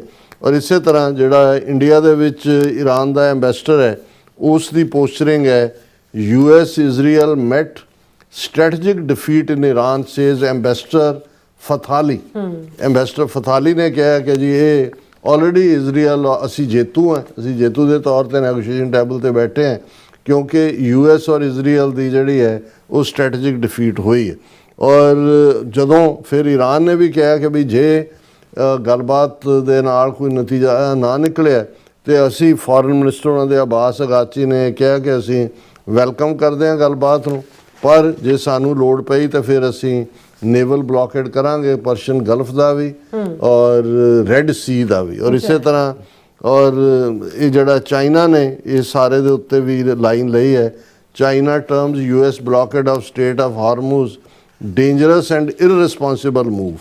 ਔਰ ਇਸੇ ਤਰ੍ਹਾਂ ਜਿਹੜਾ ਇਹ ਪੋਸਚਰਿੰਗ ਹੈ, ਪਰ ਮੈਨੂੰ ਜਦੋਂ ਮੈਂ ਇਹ ਸਾਰੀਆਂ ਖਬਰਾਂ ਪੋਸਚਰਿੰਗ ਦੂਜਾ ਤੀਜਾ ਦੇਖ ਰਿਹਾ ਸੀ ਤਾਂ ਮੈਨੂੰ ਇੱਕ ਫੋਕਲੋਰ ਦੇ ਵਿੱਚ ਪੇਂਡੂ ਜ਼ਬਾਨ 'ਚ ਇੱਕ ਜਿਹੜੀ ਗੱਲ ਸੁਣਾਈ ਜਾਂਦੀ ਹੈ। ਵੈਸੇ ਜਿੰਨੇ ਵਿਜ਼ਡਮ ਸਾਡੇ ਪੰਜਾਬੀ ਈਡੀਅਮਸ ਦੇ ਵਿੱਚ ਹੈ ਜਾਂ ਫੋਕਲੋਰ ਦੇ ਵਿੱਚ ਹੈ, ਕਹਾਣੀਆਂ ਜਾਂ ਕਿਤੇ ਨਹੀਂ, ਉਹ ਇਹ ਹੈ ਕਿ ਵੀ ਇੱਕ ਨਿਆਣਾ ਮੁੰਡਾ ਟੀਨੇਜਰ ਜਿਹੜਾ ਆਪਣੇ ਮਾਪਿਆਂ ਨੂੰ ਹਰ ਗੱਲ ਮਨਾਉਣ ਦਾ ਸੀ ਆਦੀ, ਤੇ ਉਹਨੇ ਕਿਹਾ ਜੀ ਅੱਛਾ ਮੈਂ ਚੱਲਿਆ, ਮੈਂ ਘਰੋਂ ਹੀ ਚੱਲਿਆ, ਮੈਂ ਰਹਿਣਾ ਹੀ ਨਹੀਂ ਇੱਥੇ। ਜਾਂ ਉਹ ਅੱਕੇ ਸੀ ਮਾਪਿਓ, ਇਵੇਂ ਉਹ ਬਲੈਕਮੇਲ ਕਰ ਕਹਿੰਦੇ ਜਾ ਦਫਾ ਹੋ, ਉਹ ਤੁਰ ਗਿਆ। ਹੁਣ ਉਹਨੂੰ ਸੀ ਕਿ ਵੀ ਮੈਂ ਜਾਵਾਂਗਾ, ਮੇਰੇ ਪਿੱਛੇ ਮਾਂ ਦੌੜੀ ਆਏਗੀ, ਭੈਣ ਆਏਗੀ ਦੂਜੀ, ਸਵੇਰ ਦਾ ਘਰੋਂ ਗਿਆ ਭੁੱਖਾ ਪਾਣਾ, ਸ਼ਾਮ ਹੋ ਗਈ, ਕੋਈ ਨਾ ਮਨਾਉਣ ਆਇਆ, ਨਾ ਕੋਈ ਭੁੱਖਾ, ਨਾ ਕੋਈ ਪੁੱਛੇ। ਹੁਣ ਉਹਨੂੰ ਲੱਗਾ ਕਿ ਵੀ ਇਹ ਤਾਂ ਕੰਮ ਗੜਬੜ ਹੋ ਗਿਆ। ਹੁਣ ਸ਼ਾਮ ਨੂੰ ਜਿਵੇਂ ਵਾਗੀ ਜਿਹੜੇ ਨੇ ਉਹ ਵਗ ਚਰਾ ਕੇ ਮੁੜਦੇ ਸੀ, ਉਹਨਾਂ ਦਾ ਵੀ ਜਿਹੜੀ ਆ ਉਹ ਮੱਝ ਤੇ ਉਹ ਕੱਟਾ ਜਿਹੜਾ ਉਹ ਪਾਲੀ ਲੈ ਕੇ ਬਾਹਰ ਜਾਂਦਾ ਸੀ ਦੂਜੇ ਨੇ। ਹੁਣ ਜਦੋਂ ਸ਼ਾਮ ਦਾ ਟਾਈਮ ਹੋਇਆ, ਇੱਕ ਪਾਸੇ ਪੇਟ 'ਚ ਵੀ ਗੁੜੂ ਗੁੜੂ ਹੋ ਰਹੀ ਹੈ, ਢਿੱਡ 'ਚ ਵੀ ਭੁੱਖ ਲੱਗੀ ਹੋਈ ਹੈ, ਉਹ ਪਤਾ ਵੀ ਨਹੀਂ ਵੀ ਕਰਨਾ ਕੀ ਹੈ। ਤੇ ਉਹਨੇ ਕੀਤਾ ਵੀ ਉਹ ਜਿਹੜਾ ਉਹਨਾਂ ਦੀ ਮੱਝ ਤੇ ਕੱਟਾ ਤੁਰਿਆ ਹੁੰਦਾ ਸੀ, ਕੱਟੇ ਦੀ ਪੂਛ ਫੜ ਕੇ ਨਾ ਉਹ ਵੀ ਨਾਲ ਨਾਲ ਤੁਰਿਆ ਆਇਆ, ਘਰ ਦੇ ਅੰਦਰ ਵੜਿਆ। ਕਹਿੰਦਾ ਮੈਂ ਤਾਂ ਨਹੀਂ ਸੀ ਆਉਂਦਾ, ਮੈਨੂੰ ਕੱਟਾ ਲੈ ਕੇ ਆਇਆ। ਮੈਨੂੰ ਲੱਗਦਾ ਕਿ ਹੁਣ ਦੋਨੋਂ ਕਰਨਾ ਵੀ ਚਾਹੁੰਦੇ ਨੇ, ਪਰ ਹੁਣ ਫੜਨੀ ਅਲਟੀਮੇਟਲੀ ਕੱਟੇ ਦੀ ਪੂਛ ਹੀ ਹੈ ਇਹਨਾਂ ਨੇ ਵੀ ਜੇ ਤੁਸੀਂ ਹੁਣ ਕਰਨਾ ਹੀ ਹੈ, ਹੁਣ ਉਹਨੂੰ ਬਹੁਤਾ ਨਾ ਕਰੋ, ਹੁਣ ਮੰਨ ਜਾਓ। ਉਹਨੇ ਕਹਾ ਜੀ ਮੈਂ ਤਾਂ ਨਹੀਂ ਸੀ ਆਉਂਦਾ, ਇਹ ਕੱਟਾ ਲੈ ਕੇ ਆਇਆ ਮੈਨੂੰ। ਸੋ ਮੈਨੂੰ ਲੱਗਦਾ ਵੀ ਅਲਟੀਮੇਟਲੀ ਹੋਣਾ ਇਵੇਂ ਹੀ ਹੈ। ਹੁਣ ਦੋਨੋਂ ਹੀ ਜਿਹੜਾ ਨੇ ਕੱਟੇ ਦੀ ਪੂਛ ਫੜੀ ਹੋਈ ਹੈ, ਹੋਣਾ ਚਾਹੁੰਦੇ ਨੇ, ਕਿਉਂਕਿ ਦੋਨੋਂ ਪਾਸੇ ਤਬਾਹੀ ਹੈ। ਔਰ ਜੰਗ ਕਦੇ ਵੀ ਕਿਸੇ ਮਸਲੇ ਦਾ ਹੱਲ ਨਹੀਂ ਹੁੰਦਾ। ਉਹ ਸ਼ਾਇਰ ਲੁਧਿਆਣਵੀ ਦੀ ਇੱਕ ਨਜ਼ਮ ਹੁੰਦੀ ਸੀ ਕਿ ਜੰਗ ਮਸਲੇ ਦਾ ਹੱਲ ਨਹੀਂ ਹੈ, ਜੰਗ ਆਪਣੇ ਆਪ ਦੇ ਵਿੱਚ ਇੱਕ ਮਸਲਾ ਹੈ। ਜੀ ਰਾਸਾ, ਤੁਹਾਡਾ ਬਹੁਤ ਬਹੁਤ ਸ਼ੁਕਰੀਆ। ਸੋ ਹੱਥ ਲੈਣੇ ਬ੍ਰੇਕ, ਔਰ ਬ੍ਰੇਕ ਤੇ ਜਾਣ ਤੋਂ ਪਹਿਲਾਂ ਅਸੀਂ ਆਪਣੇ ਦਰਸ਼ਕਾਂ ਤੇ ਸਰੋਤਿਆਂ ਨੂੰ ਅਪੀਲ ਤੇ ਬੇਨਤੀ ਕਰਦੀ ਹੈ ਵਿਊਅਰਸ, ਜਿਸ ਤਰ੍ਹਾਂ ਤੁਸੀਂ ਜਾਣਦੇ ਹੋ ਕਿ TV 84 ਹੱਕ ਸੱਚ ਇਨਸਾਫ ਦੀ ਆਵਾਜ਼ ਬੁਲੰਦ ਕਰ ਰਿਹਾ ਹੈ। ਇਹ ਆਵਾਜ਼ ਤੁਹਾਡੇ ਪਿਆਰ ਸਦਕਾ, ਤੁਹਾਡੇ ਵਿਸ਼ਵਾਸ ਸਦਕਾ, ਤੁਹਾਡੇ ਡੋਨੇਸ਼ਨ ਸਦਕਾ ਹੀ ਹੋ ਸਕਦੀ ਹੈ। ਸੋ ਅਸੀਂ ਚਾਹਾਂਗੇ ਕਿ ਤੁਸੀਂ TV 84 ਦੀ ਚੜ੍ਹਦੀ ਕਲਾ ਲਈ ਵੱਧ ਤੋਂ ਵੱਧ ਡੋਨੇਟ ਕਰੋ। ਡੋਨੇਟ ਕਰਨ ਲਈ ਸਾਡੀ ਵੈਬਸਾਈਟ TV84.tv ਤੇ ਜਾ ਕੇ ਪੇਪਲ ਦੀ ਵਰਤੋਂ ਕਰਕੇ ਵਨ ਟਾਈਮ ਡੋਨੇਟ ਕਰ ਸਕਦੇ ਹੋ, ਮੰਥਲੀ ਡੋਨੇਟ ਵੀ ਕਰ ਸਕਦੇ ਹੋ। ਤੁਸੀਂ TV 84 ਦੇ ਨਾਮ ਤੇ ਚੈੱਕ ਬਣਾ ਕੇ ਸਾਨੂੰ ਮੇਲ ਵੀ ਕਰ ਸਕਦੇ ਹੋ ਸਾਡੇ ਇਸ ਪਤੇ ਤੇ 36-01 37th Avenue, Long Island City, New York 11101 USA, ਜਾਂ ਫਿਰ ਤੁਸੀਂ ਸਾਨੂੰ ਫੋਨ ਰਾਹੀਂ ਵੀ ਸੰਪਰਕ ਕਰ ਸਕਦੇ ਹੋ 5166619184। ਤੁਸੀਂ ਸਾਨੂੰ ਈਮੇਲ ਵੀ ਕਰ ਸਕਦੇ ਹੋ info@tv84.tv ਤੇ। ਅਸੀਂ ਤੁਹਾਡੇ ਤਹਿ ਦਿਲ ਤੋਂ ਸ਼ੁਕਰਗੁਜ਼ਾਰ ਹੋਵਾਂਗੇ। ਸੋ ਇੱਥੇ ਲੈਣੇ ਬ੍ਰੇਕ ਵਿਊਅਰਸ, ਤੁਸੀਂ ਇਸੇ ਤਰ੍ਹਾਂ ਬੜੇ ਨਾਲ ਮਿਲਦੇ ਆਫਟਰ ਦਿਸ ਸ਼ਾਰਟ ਬ੍ਰੇਕ।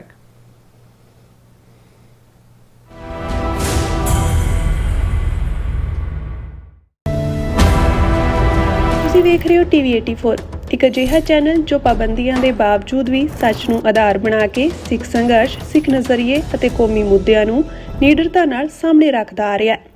ਹੁਣ ਇੱਕ ਵਾਰ ਫਿਰ ਭਾਰਤ ਵਿੱਚ TV 84 ਨੂੰ ਰਿਸਟ੍ਰਿਕਟ ਕਰ ਦਿੱਤਾ ਗਿਆ। ਸੱਚ ਨੂੰ ਦਬਾਇਆ ਤਾਂ ਜਾ ਸਕਦਾ ਹੈ, ਪਰ ਮਿਟਾਇਆ ਨਹੀਂ। ਅਸੀਂ ਖਾਮੋਸ਼ ਨਹੀਂ ਹੋਏ, ਸਾਡੀ ਆਵਾਜ਼ ਅਜੇ ਵੀ ਜਿਉਂਦੀ ਹੈ। ਭਾਰਤ ਤੋਂ ਬਾਹਰ TV 84 ਅਜੇ ਵੀ ਉਪਲਬਧ ਹੈ ਤੇ ਭਾਰਤ ਵਿੱਚ ਤੁਸੀਂ TV 84 ਦੀ ਵੈਬਸਾਈਟ ਤੇ ਸਾਡੀ ਪੂਰੀ ਰਿਪੋਰਟਿੰਗ, ਵੀਡੀਓਜ਼ ਅਤੇ ਸੱਚੀ ਜਾਣਕਾਰੀ ਵੇਖ ਸਕਦੇ ਹੋ। ਤਾਂ ਅੱਜ ਹੀ ਜੁੜੋ TV 84 ਦੀ ਵੈਬਸਾਈਟ ਦੇ ਨਾਲ, ਸਾਨੂੰ ਸਹਿਯੋਗ ਦਿਓ ਅਤੇ ਸੱਚ ਨਾਲ ਜੁੜੇ ਰਹੋ। TV 84 ਸੱਚ ਦੀ ਆਵਾਜ਼। ਕੀ ਤੁਸੀਂ ਆਪਣੇ ਟੈਕਸਸ ਨੂੰ ਲੈ ਕੇ ਚਿੰਤਤ ਹੋ? ਤੁਸੀਂ ਆਪਣੀ ਕਮਾਈ ਲਈ ਮਿਹਨਤ ਕਰਦੇ ਹੋ, ਭਾਵੇਂ ਤੁਸੀਂ ਨੌਕਰੀ ਵਿੱਚ ਹੋਵੋ ਜਾਂ ਆਪਣਾ ਬਿਜ਼ਨਸ ਚਲਾਉਂਦੇ ਹੋ। ਜਦੋਂ ਟੈਕਸ ਭਰਨ ਦਾ ਸਮਾਂ ਆਉਂਦਾ ਹੈ ਤਾਂ ਤੁਹਾਨੂੰ ਇੱਕ ਭਰੋਸੇਯੋਗ ਟੈਕਸ ਅਕਾਊਂਟੈਂਟ ਦੀ ਲੋੜ ਹੈ ਜੋ ਟੈਕਸ ਬੈਲੈਂਸ ਦਾ ਤੁਹਾਡੇ ਪੱਖ ਵਿੱਚ ਜਾਣਾ ਯਕੀਨੀ ਬਣਾਵੇ।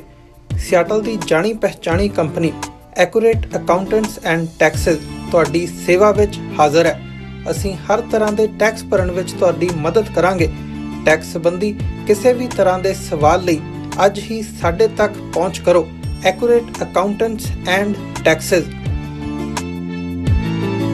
ਅਮਰੀਕਾ ਵਿੱਚ ਰਹਿ ਰਹੇ ਹੋ ਅਤੇ ਡਰਾਈਵਿੰਗ ਲਾਇਸੈਂਸ ਲੈਣਾ ਚਾਹੁੰਦੇ ਹੋ ਤੇ ਲੱਭ ਰਹੇ ਹੋ ਇੱਕ ਤਜਰਬੇਕਾਰ ਡਰਾਈਵਿੰਗ ਸਕੂਲ, ਤਾਂ ਤੁਹਾਡੇ ਲਈ ਹੈ ਵੱਡੀ ਖੁਸ਼ਖਬਰੀ।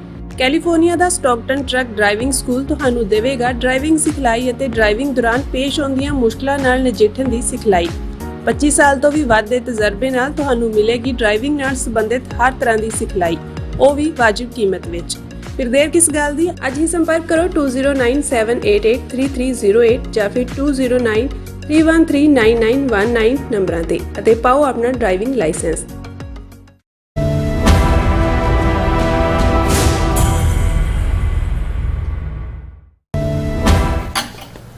Viewers welcome back to programme. So viewers ਗੱਲਬਾਤ ਕਰਨ ਜਾ ਰਹੇ ਹਾਂ ਕਿ ਪਾਕਿਸਤਾਨ ਵੱਲੋਂ ਅਮਰੀਕਾ ਇਰਾਨ ਜੰਗ ਨੂੰ ਰੁਕਵਾਉਣ ਲਈ ਬੜੀ ਸਖਤ ਡਿਪਲੋਮੈਟਿਕ ਦੌੜ ਧੂਪ ਜਿਹੜੀ ਹੈ ਉਹ ਕੀਤੀ ਜਾ ਰਹੀ ਹੈ।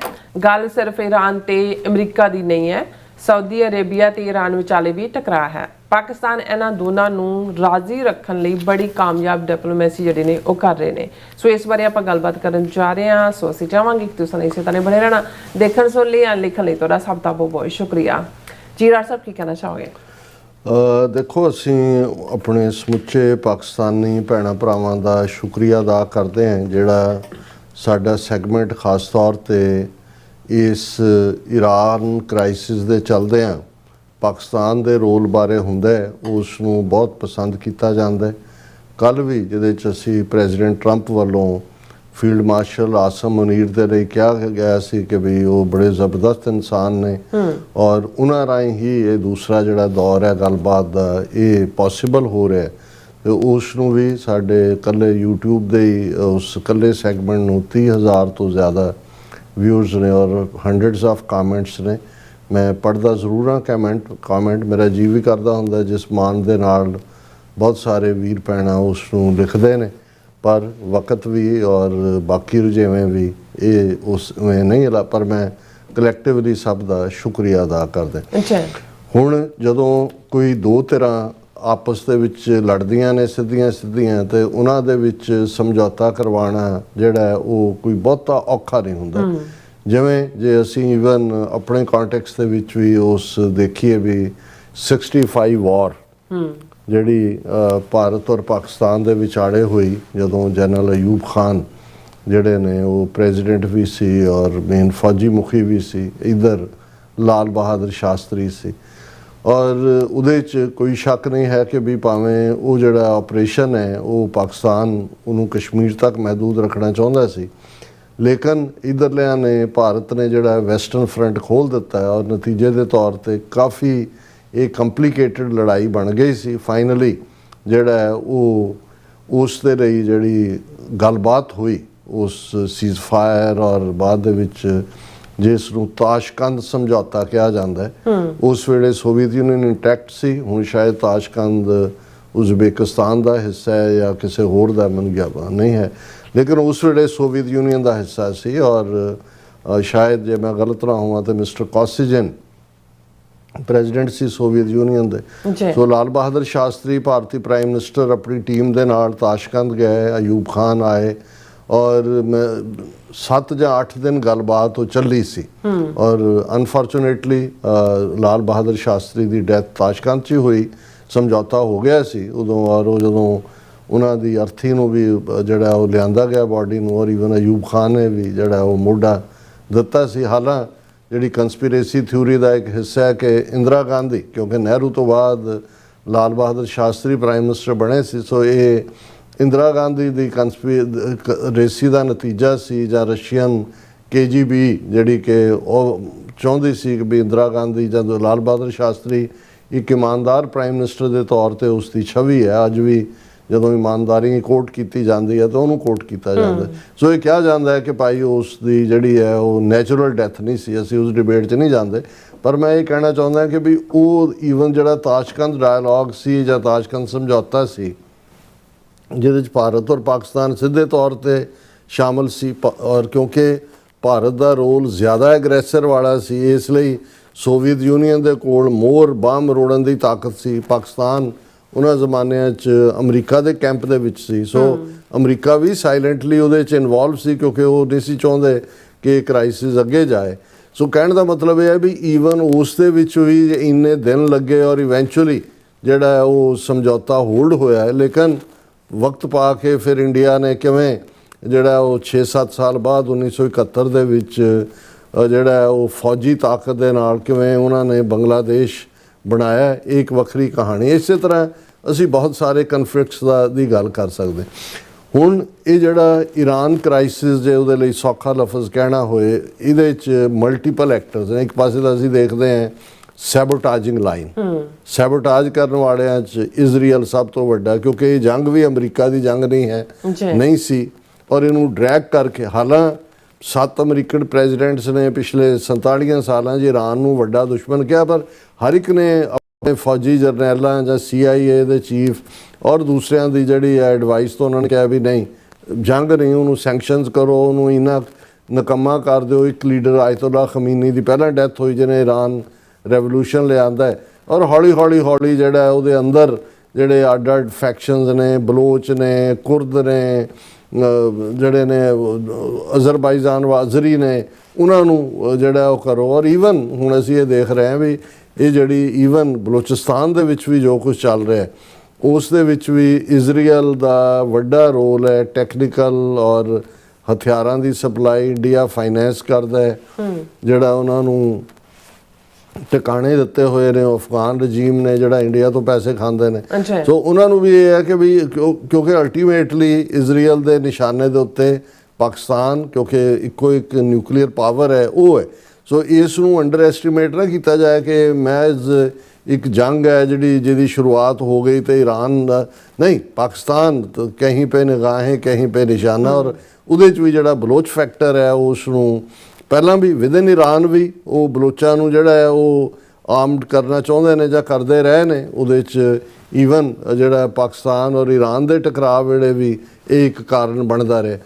ਲੇਕਿਨ ਇੱਕ ਪਾਸੇ ਤਾਂ ਇਜ਼ਰਾਈਲ ਹੈ ਜਿਹੜਾ ਇਹ ਦੇਖਦਾ ਵੀ ਕਿਹੜਾ ਮੌਕੇ ਦੀ ਭਾਲ ਦੇ ਵਿੱਚ, ਈਵਨ ਇਸ ਨੈਗੋਸ਼ੀਏਸ਼ਨ ਦੇ ਦੌਰਾਨ ਵੀ ਈਰਾਨ ਦੇ ਜਿਹੜੇ ਤਹਿਰਾਨ ਯੂਨੀਵਰਸਿਟੀ ਦੇ ਪ੍ਰੋਫੈਸਰ ਨੇ, ਉਹ ਕਈਆਂ ਦੀ ਥਾਂ ਇੰਟਰਵਿਊ ਦਾ ਵੈਰੀ ਬੋਲਡ ਮੈਨ, ਤੇ ਉਹ ਕਹਿੰਦੇ ਨੇ ਅਸੀਂ ਤਾਂ ਜਿਹੜਾ ਮੌਤ ਦੇ ਸਾਏ ਥੱਲੇ ਰਹੇ ਹਾਂ ਕਿਤੇ ਵੀ।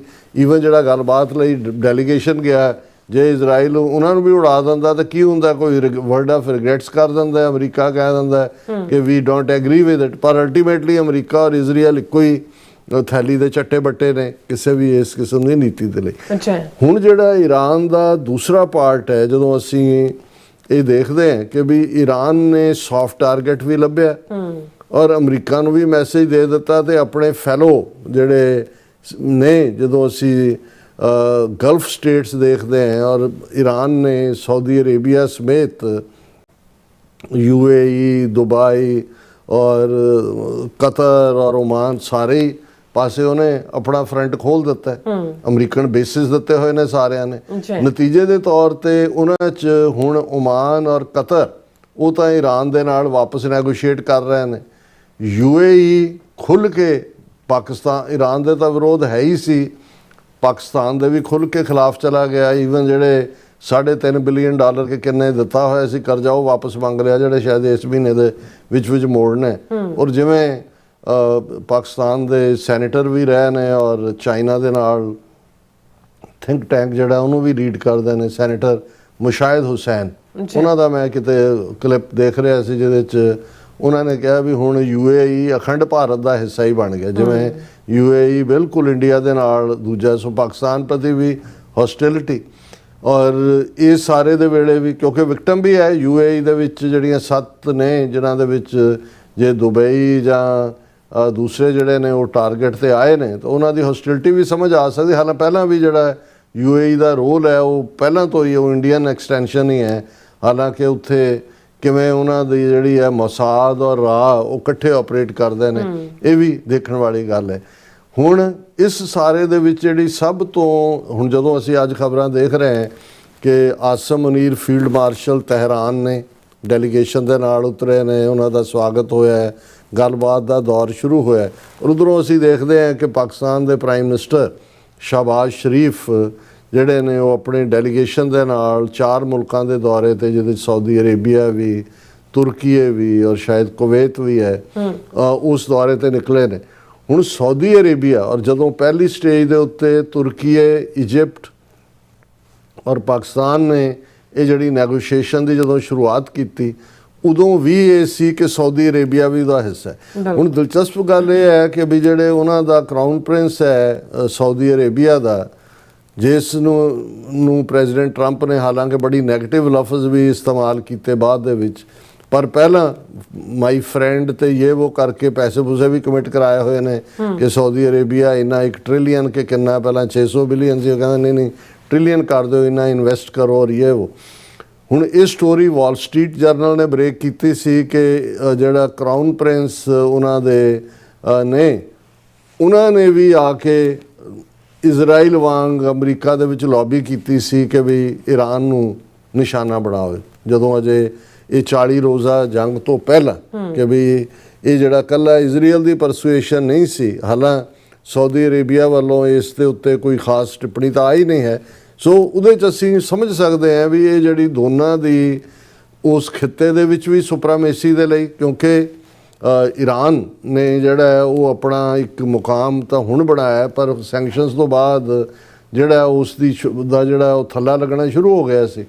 ਇਹ ਵੀ ਅਮਰੀਕਾ ਦਾ ਹੀ ਕਿ ਜੇ ਅਮਰੀਕਾ ਇਰਾਕ ਨੂੰ ਕਮਜ਼ੋਰ ਨਾ ਕਰਦਾ ਉਹਨਾਂ ਦੇ, ਤੇ ਈਰਾਨ ਵਾਪਸ ਪਾਵਰਫੁਲ ਨਹੀਂ ਸੀ ਬਣ ਸਕਦਾ, ਕਿਉਂਕਿ ਈਰਾਨ ਇੱਕੋ ਇੱਕ ਸ਼ੀਆ ਕੰਟਰੀ, ਲੇਕਿਨ ਇਰਾਕ ਸ਼ੀਆ ਮੈਜੋਰਿਟੀ। ਹੁਣ ਇਹਨਾਂ ਨੇ ਆਪਣੇ ਵੱਲੋਂ ਤਾਂ ਜੀ ਸਦਾਮ ਹੁਸੈਨ ਪਾਸੇ ਕੀਤਾ, ਸਦਾਮ ਹੁਸੈਨ ਨੇ ਭਾਵੇਂ ਉਹ ਜ਼ਾਲਮ ਸੀ ਪਰ ਉਹਨੇ ਸਭ ਨੂੰ ਇੱਕ ਬੈਲੈਂਸ ਬਣਾ ਕੇ ਰੱਖਿਆ ਹੋਇਆ ਸੀ। ਔਰ ਜਿਹੜਾ ਪਾਵਰਫੁਲ ਹੋਏਗਾ ਉਹ ਇਜ਼ਰਾਈਲ ਨੂੰ ਰੜਕਦਾ, ਇਜ਼ਰਾਈਲ ਕਹਿੰਦਾ ਇਹਦਾ ਸਫਾਇਆ ਕਰ ਦਿਓ, ਇਰਾਕ ਦਾ ਵੀ ਸਫਾਇਆ ਕੀਤਾ। ਲੀਬੀਆ ਮੁਹੰਮਦ ਗਦਾਫੀ ਜਿਹੜਾ ਲਿਬਰਲ ਵੀ ਸੀ, 90% ਉਹਨੇ ਆਪਣੇ ਮੁਲਕ 'ਚ ਲਿਟਰੇਸੀ ਵੀ ਲਿਆਂਦੀ ਔਰ ਉਹਨੂੰ ਵੀ, ਕਿਉਂਕਿ ਉਹਨੂੰ ਇਜ਼ਰਾਈਲ ਨੂੰ ਹੁੰਦਾ ਜੀ ਮੇਰੇ ਲਈ ਇਹ ਐਗਜ਼ਿਸਟੈਂਸ਼ੀਅਲ ਥ੍ਰੈਟ, ਮੇਰੀ ਹੋਂਦ ਨੂੰ ਖਤਰਾ ਹੈ। ਈਰਾਨ ਨੂੰ ਵੀ ਇਹ ਜਦੋਂ ਇਹ ਕਹਿੰਦੇ ਨੇ ਜੀ ਕਿ ਇਹ ਐਗਜ਼ਿਸਟੈਂਸ਼ੀਅਲ ਥ੍ਰੈਟ ਹੈ। ਹੁਣ ਉਸ ਦੌਰ ਦੇ ਵਿੱਚ ਜਦੋਂ ਈਰਾਨ ਇਰਾਕ ਵਾਰ 1980 ਦੇ ਵਿੱਚ ਸ਼ੁਰੂ ਕਰਵਾਈ ਗਈ ਅਮਰੀਕਾ ਵੱਲੋਂ, ਉਦੋਂ ਵੀ ਇਹ ਸਾਰੀਆਂ ਸਟੇਟਸ ਜਿਹੜੀਆਂ ਨੇ ਇਹ ਸਣੇ ਸਾਊਦੀ ਅਰੇਬੀਆ ਔਰ ਬਾਕੀਆਂ ਦੇ, ਉਹ ਈਰਾਨ ਦੇ ਖਿਲਾਫ ਖਲੋਤੀਆਂ ਸੀ। ਈਰਾਨ ਦੇ ਤਾਂ ਮਦਦ ਨਹੀਂ ਕਿਸੇ ਨੇ, ਉਹਨਾਂ ਨੇ ਜਿਹਨੂੰ ਤਨੇ ਤਨਹਾ ਕਹਿੰਦੇ ਨੇ ਉਹ ਜੰਗ ਲੜੀ 8-9 ਸਾਲ। ਕੈਮੀਕਲ ਵੈਪਨ ਜਿਹੜੇ ਨੇ ਉਹ ਸਦਾਮ ਹੁਸੈਨ ਨੇ ਯੂਜ਼ ਕੀਤੇ ਈਰਾਨੀਆਂ ਦੇ ਖਿਲਾਫ, 1 ਮਿਲੀਅਨ ਤੋਂ ਜ਼ਿਆਦਾ ਈਰਾਨੀ ਮਰੇ ਔਰ ਇਵੈਂਚੁਅਲੀ। ਸੋ ਜਦੋਂ ਤੁਸੀਂ ਕਿਸੇ ਵੀ ਖਿੱਤੇ ਦਾ ਜਾਂ ਕਿਸੇ ਕਬੀਲੇ ਦਾ ਜਾਂ ਕਿਸੇ ਮੁਲਕ ਦਾ ਪਿਛੋਕੜ ਦੇਖਦੇ ਹੋ, ਤੇ ਬਹੁਤ ਵਾਰ ਜਿਹੜਾ ਤੁਹਾਡਾ ਇੱਕ ਹਿਸਟਰੀ ਹੁੰਦੀ ਹੈ, ਇੱਕ ਸਾਈਕੋ ਹਿਸਟਰੀ ਹੁੰਦੀ ਹੈ, ਜਿਹੜੀ ਤੁਹਾਡੇ ਮਨੋਵਿਗਿਆਨ ਰਾਹੀਂ, ਤੁਹਾਡੀ ਸਾਈਕੋਲੋਜੀ ਰਾਹੀਂ, ਤੁਹਾਡੇ ਜ਼ਿਹਨ ਦੇ ਵਿੱਚ ਜਿਹੜਾ ਇੱਕ ਚੱਲ ਰਿਹਾ ਹੁੰਦਾ ਕਿਸੇ ਪ੍ਰਤੀ, ਉਹ ਬੇਸ਼ੱਕ ਕਈ ਵਾਰੀ ਉਹ ਜਨਰਲਾਈਜ਼ ਕੀਤਾ ਹੁੰਦਾ, ਜਿਹੜਾ ਨਹੀਂ ਕਰਨਾ ਚਾਹੀਦਾ, ਚੰਗੇ ਮਾੜੇ ਲੋਕ ਹੋ ਸਕਦੇ ਨੇ, ਲੇਕਿਨ ਸਾਈਕੋ ਹਿਸਟਰੀ ਦੇ ਨਾਲ ਇੱਕ ਅਹਿਮ ਰੋਲ ਅਦਾ ਕਰਦਾ ਹੈ।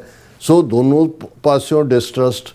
ਸਾਊਦੀ ਅਰੇਬੀਆ ਕਿਉਂਕਿ ਮੱਕਾ ਔਰ ਮਦੀਨਾ ਇਸਲਾਮ ਦੇ ਸਭ ਤੋਂ ਜਿਹੜੇ ਪਵਿੱਤਰ ਮੁਕਾਮ ਨੇ ਉਹ ਸਾਊਦੀ ਅਰੇਬੀਆ 'ਚ ਨੇ, ਇਸ ਲਈ ਸਾਊਦੀ ਦੁਨੀਆ ਭਰ ਦੇ ਮੁਸਲਮਾਨ ਜਿਹੜੇ ਨੇ, ਜਿਨ੍ਹਾਂ 57 ਦੇ ਕਰੀਬ ਮੁਲਕ ਨੇ, ਇਹਦੇ ਬਾਵਜੂਦ ਵੀ ਜੇ ਸਾਊਦੀ ਅਰੇਬੀਆ ਦੇ ਵਿੱਚ ਉਹਨਾਂ ਨੇ ਕਦੇ ਕੋਈ ਕਮਜ਼ੋਰੀ ਵੀ ਦੇਖੀ ਜਾਂ ਦੇਖਣਗੇ, ਜਾਂ ਉਹਨਾਂ ਦੇ ਰਜੀਮ ਦੇ ਵਿੱਚ ਉੱਥੇ ਕਿਹੜੀ ਉਹਨਾਂ ਨੇ ਡੈਮੋਕ੍ਰੇਸੀ ਲਿਆਂਦੀ ਹੋਈ ਹੈ ਜਾਂ ਕੋਈ ਇਸਲਾਮ ਦਾ ਕੋਈ ਬੋਲਬਾਲਾ। ਸ਼ੇਖ ਨੇ ਪਰਸਨਲ ਸਾਊਦ ਫੈਮਿਲੀ ਨਾਲ ਡੀਲ ਕੀਤੀ ਸੀ ਅਮਰੀਕਾ ਔਰ ਪੱਛਮੀ ਤਾਕਤਾਂ ਨੇ, ਉਹ ਲਾਰੈਂਸ ਆਫ ਅਰੇਬੀਆ ਤੇ ਫਲਾਣੇ ਢਿਮਕੇ ਆਟੋਮੈਨ ਅੰਪਾਇਰ ਨੂੰ ਪਾਸੇ ਉਹਨਾਂ ਦੇ ਹਵਾਲੇ ਕੀਤਾ, ਔਰ ਟੱਬਰ ਹੀ ਉਹਨੂੰ ਰਨ ਕਰਦਾ। ਕਿੰਨਾ ਹੀ ਪ੍ਰਿੰਸ, ਕਿੰਨਾ ਹੀ ਅੰਨਾ ਜਿਹੜਾ ਉਹ ਉਹਨਾਂ ਦੇ ਕੋਲ ਦੌਲਤ ਹੈ। ਹੁਣ ਇਸ ਸਭ ਦੇ ਚੱਲਦੇ ਆ ਜਿਹੜਾ ਇਰਾਕ ਦੇ ਵਿੱਚ ਵੀ ਜਦੋਂ ਸ਼ੀਆ ਸੋ ਕਾਲਡ ਡੈਮੋਕ੍ਰੇਸੀ ਦੇ ਥੱਲੇ ਸਰਕਾਰ ਬਣੀ, ਸੋ ਉਹਨਾਂ ਨੂੰ ਲੱਗਾ ਵੀ ਇਹ ਤਾਂ ਇੱਕ ਈਰਾਨ ਜਿਹੜਾ ਖਤਰਾ ਸੀ ਇਹਦਾ ਇੱਕ ਹੋਰ ਖੜਾ ਹੋ ਗਿਆ। ਫਿਰ ਇਰਾਕ ਦੇ ਵਿੱਚ ਕੀ ਹੋਇਆ ਅਸੀਂ ਦੇਖ ਰਹੇ ਹਾਂ ਵੀ ਅੱਜ ਉੱਥੇ ਕਿਸ ਕਿਸਮ ਦਾ। ਸੋ ਇਹਨਾਂ ਨੇ ਸੀਰੀਆ, ਇਰਾਕ, ਲੀਬੀਆ ਸਭ ਨੂੰ ਲੜਾ ਕੇ ਛੱਡਿਆ। ਹੁਣ ਕਰਾਊਨ ਪ੍ਰਿੰਸ ਜਿਹੜਾ ਸਾਊਦੀ ਅਰੇਬੀਆ ਦਾ, ਹਾਲਾਂ ਬਾਈਡਨ ਪੀਰੀਅਡ ਦੇ ਵਿੱਚ ਅਮਰੀਕਾ ਦੇ ਨਾਲ ਬਿਲਕੁਲ ਸੰਬੰਧ ਖਰਾਬ ਹੋ ਗਏ ਸੀ, ਕਿਉਂਕਿ ਮਿਸਟਰ ਖਸ਼ੋਗੀ ਕੀ ਜਿਹੜੇ ਗ੍ਰੀਨ ਕਾਰਡ ਹੋਲਡਰ ਸੀ, ਹਾਲਾਂ ਰਾਇਲ ਫੈਮਿਲੀ 'ਚੋਂ ਹੀ ਸੀ, ਉਹਦਾ ਮਰਡਰ ਟਰਕੀ ਦੇ ਵਿੱਚ ਸਾਊਦੀ ਅਰੇਬੀਆ ਦੀ ਐਮਬੈਸੀ 'ਚ ਹੋਇਆ ਔਰ ਇਹ ਪ੍ਰੂਵਨ ਸੀ। ਔਰ ਬਾਈਡਨ ਤਾਂ ਉਹਨੂੰ ਜਿਹੜਾ ਉਹ ਕ੍ਰਿਮੀਨਲ ਦੇ ਤੌਰ ਤੇ ਦੇਖਦਾ ਸੀ, ਪਰ ਟਰੰਪ ਮੋਰ ਪ੍ਰੈਕਟੀਕਲ ਉਹਨੇ ਦੇਖਿਆ ਕਿ ਵੀ ਸਾਊਦੀ ਅਰੇਬੀਆ ਚੀਨ ਵੱਲ ਵੀ ਟਿਲਟ ਕਰ ਰਿਹਾ, ਰੂਸ ਵੱਲ ਵੀ ਜਾ ਰਿਹਾ, ਦੌਲਤਮੰਦ ਜਾਂ ਦੂਜਾ ਹੈਗਾ। ਉਹਨਾਂ ਨੇ ਕਿਹਾ ਜੀ ਛੱਡੋ, ਜਮਾਲ ਖਸ਼ੋਗੀ ਗਿਆ, ਉਹਨੂੰ ਪਾਸੇ ਕਰੋ ਔਰ ਸਬੰਧ ਬਣਾਓ, ਔਰ ਉਹ ਬਣਾਏ ਵੀ। ਔਰ ਟਰੰਪ ਦੀ ਪਹਿਲੀ ਟਰਮ ਵੇਲੇ ਵੀ ਅਸੀਂ ਦੇਖਦੇ ਹਾਂ ਕਿ ਜਿਹੜਾ ਅਬਰਾਹਮ ਅਕਾਰਡ ਔਰ ਦੂਜੇ ਸਾਊਦੀ ਅਰੇਬੀਆ ਨੂੰ ਵੀ ਕੌਨਫੀਡੈਂਸ ਲਿਆ ਸੀ, ਔਰ ਉਸ UAE ਨੇ ਤਾਂ ਸਾਈਨ ਹੀ ਕੀਤੇ ਹੋਏ ਨੇ ਮੇਰਾ ਖਿਆਲ ਹੈ, ਜੇ ਮੈਂ ਗਲਤ ਨਾ ਹੋਵਾਂ। ਇਹ ਵੱਖਰੀ ਕਹਾਣੀ ਹੈ ਕਿ ਵੀ ਜਿਹੜੀ ਫਲਸਤੀਨੀਅਨ ਰੈਜ਼ਿਸਟੈਂਸ ਹਮਾਸ ਦੇ ਰੂਪ 'ਚ ਆਈ, ਉਹਨੇ ਜਿਹੜੇ ਆ ਉਹ ਉਸ ਦਾ ਜਿਹੜਾ ਅਬਰਾਹਮ ਅਕੋਰਡ ਸੀ ਉਹਦਾ ਤਾਂ ਭੋਗ ਪਾ ਦਿੱਤਾ, ਹੁਣ ਕਿਹੜਾ ਹਿੰਮਤ ਕਰੇਗਾ ਉਹਨਾਂ ਨਾਲ ਸਾਈਨ ਕਰਨ ਦੀ। ਪਰ ਇਸ ਸਾਰੇ ਈਰਾਨ ਕ੍ਰਾਈਸਿਸ ਨੇ ਤਾਂ ਸਾਊਦੀ ਅਰੇਬੀਆ ਦੀ ਆਪਣੀ ਇਕਨੋਮੀ ਨੂੰ ਜਿਹੜਾ ਉਹ ਹਿਲਾ ਕੇ ਰੱਖ ਦਿੱਤਾ ਹੈ। ਔਰ ਜੇ ਜਿਵੇਂ ਹੁਣ ਈਰਾਨ ਨੇ ਕਿਹਾ ਕਿ ਬਈ ਜੇ ਇਹ ਨਾ ਚੁੱਕਿਆ ਜਿਹੜਾ ਸਟੇਟ ਆਫ ਹਾਰਮੂਜ਼ ਦਾ ਘੇਰਾਬੰਦੀ ਹੈ ਤੇ ਅਸੀਂ ਰੈੱਡ ਸੀ ਔਰ ਗਲਫ ਦੇ ਵਿੱਚ ਵੀ ਜਿਹੜਾ ਬਲੋਕੇਡ ਕਰਾਂਗੇ।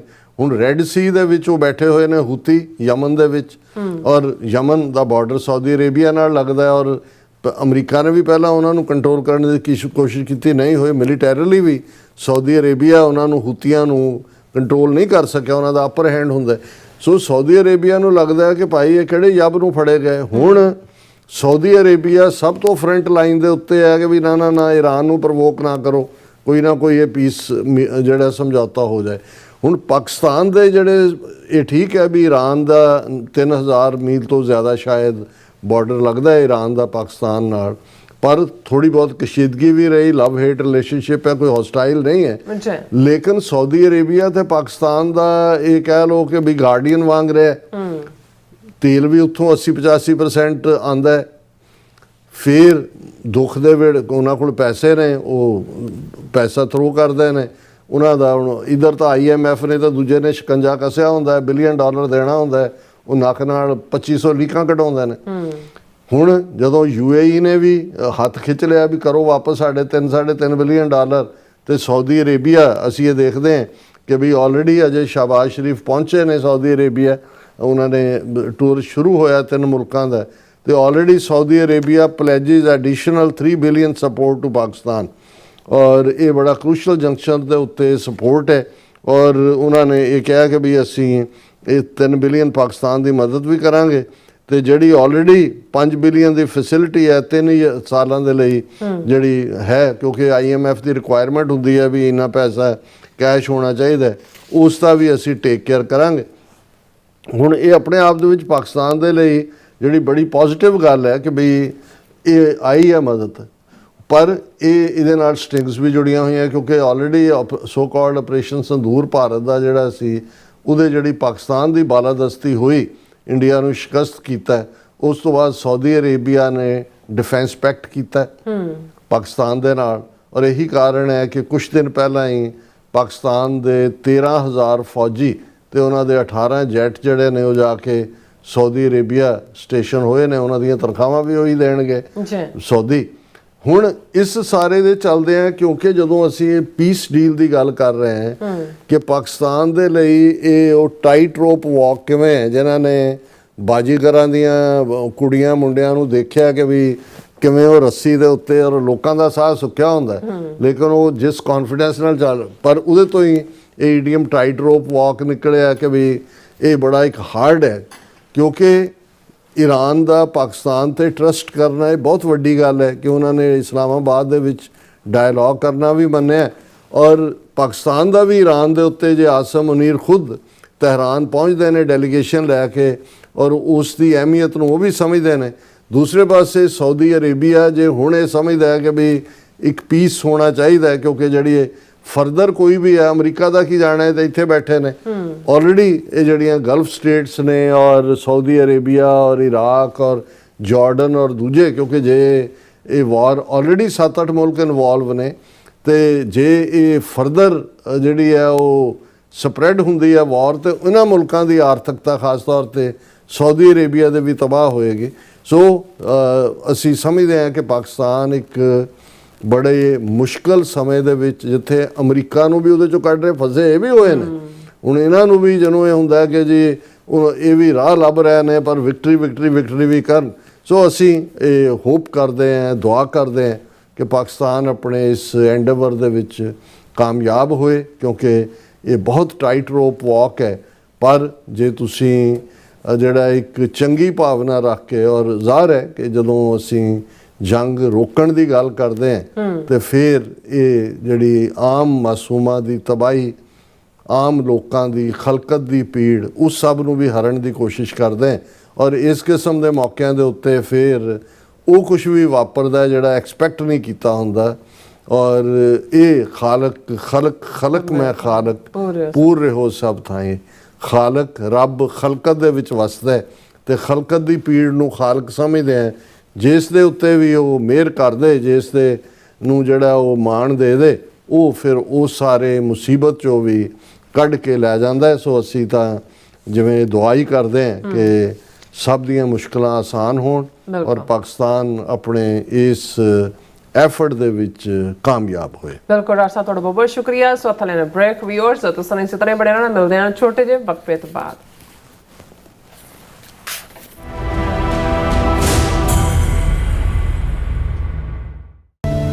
ਕੀ ਤੁਸੀਂ ਰੋਜ਼ਾਨਾ ਕੰਮ ਤੇ ਆਪਣਾ ਵਧੇਰੇ ਸਮਾਂ ਬਿਤਾਉਣ ਤੋਂ ਪਰੇਸ਼ਾਨ ਹੋ?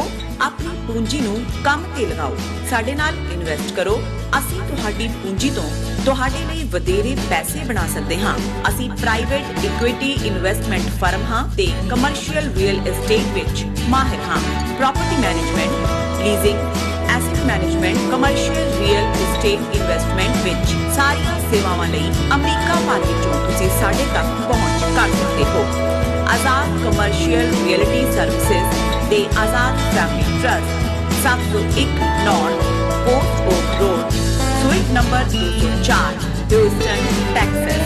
ਤੁਸੀਂ ਸਾਨੂੰ ਸਾਡੇ ਫੋਨ ਨੰਬਰ 7136861277 ਤੇ ਵੀ ਸੰਪਰਕ ਕਰ ਸਕਦੇ ਹੋ। ਆਜ਼ਾਦ ਕਮਰਸ਼ੀਅਲ ਰੀਅਲਟੀ ਸਰਵਿਸਿਜ਼। ਤੁਸੀਂ ਵੇਖ ਰਹੇ ਹੋ ਟੀਵੀ 84, ਇੱਕ ਅਜਿਹਾ ਚੈਨਲ ਜੋ ਪਾਬੰਦੀਆਂ ਦੇ ਬਾਵਜੂਦ ਵੀ ਸੱਚ ਨੂੰ ਆਧਾਰ ਬਣਾ ਕੇ ਸਿੱਖ ਸੰਘਰਸ਼, ਸਿੱਖ ਨਜ਼ਰੀਏ ਅਤੇ ਕੌਮੀ ਮੁੱਦਿਆਂ ਨੂੰ ਨਿਡਰਤਾ ਨਾਲ ਸਾਹਮਣੇ ਰੱਖਦਾ ਆ ਰਿਹਾ ਹੈ। ਹੁਣ ਇੱਕ ਵਾਰ ਫਿਰ ਭਾਰਤ ਵਿੱਚ ਟੀਵੀ 84 ਨੂੰ ਰਿਸਟ੍ਰਿਕਟ ਕਰ ਦਿੱਤਾ ਗਿਆ। ਸੱਚ ਨੂੰ ਦਬਾਇਆ ਤਾਂ ਜਾ ਸਕਦਾ ਹੈ ਪਰ ਮਿਟਾਇਆ ਨਹੀਂ। ਅਸੀਂ ਖਾਮੋਸ਼ ਨਹੀਂ ਹੋਏ, ਸਾਡੀ ਆਵਾਜ਼ ਅਜੇ ਵੀ ਜਿਉਂਦੀ ਹੈ। ਭਾਰਤ ਤੋਂ ਬਾਹਰ ਟੀਵੀ 84 ਅਜੇ ਵੀ ਉਪਲਬਧ ਹੈ ਤੇ ਭਾਰਤ ਵਿੱਚ ਤੁਸੀਂ ਟੀਵੀ 84 ਦੀ ਵੈਬਸਾਈਟ ਤੇ ਸਾਡੀ ਪੂਰੀ ਰਿਪੋਰਟਿੰਗ, ਵੀਡੀਓਜ਼ ਅਤੇ ਸੱਚੀ ਜਾਣਕਾਰੀ ਵੇਖ ਸਕਦੇ ਹੋ। ਤਾਂ ਅੱਜ ਹੀ ਜੁੜੋ ਟੀਵੀ 84 ਦੀ ਵੈਬਸਾਈਟ ਦੇ ਨਾਲ, ਸਾਨੂੰ ਸਹਿਯੋਗ ਦਿਓ ਅਤੇ ਸੱਚ ਨਾਲ ਜੁੜੇ ਰਹੋ। ਟੀਵੀ 84, ਸੱਚ ਦੀ ਆਵਾਜ਼।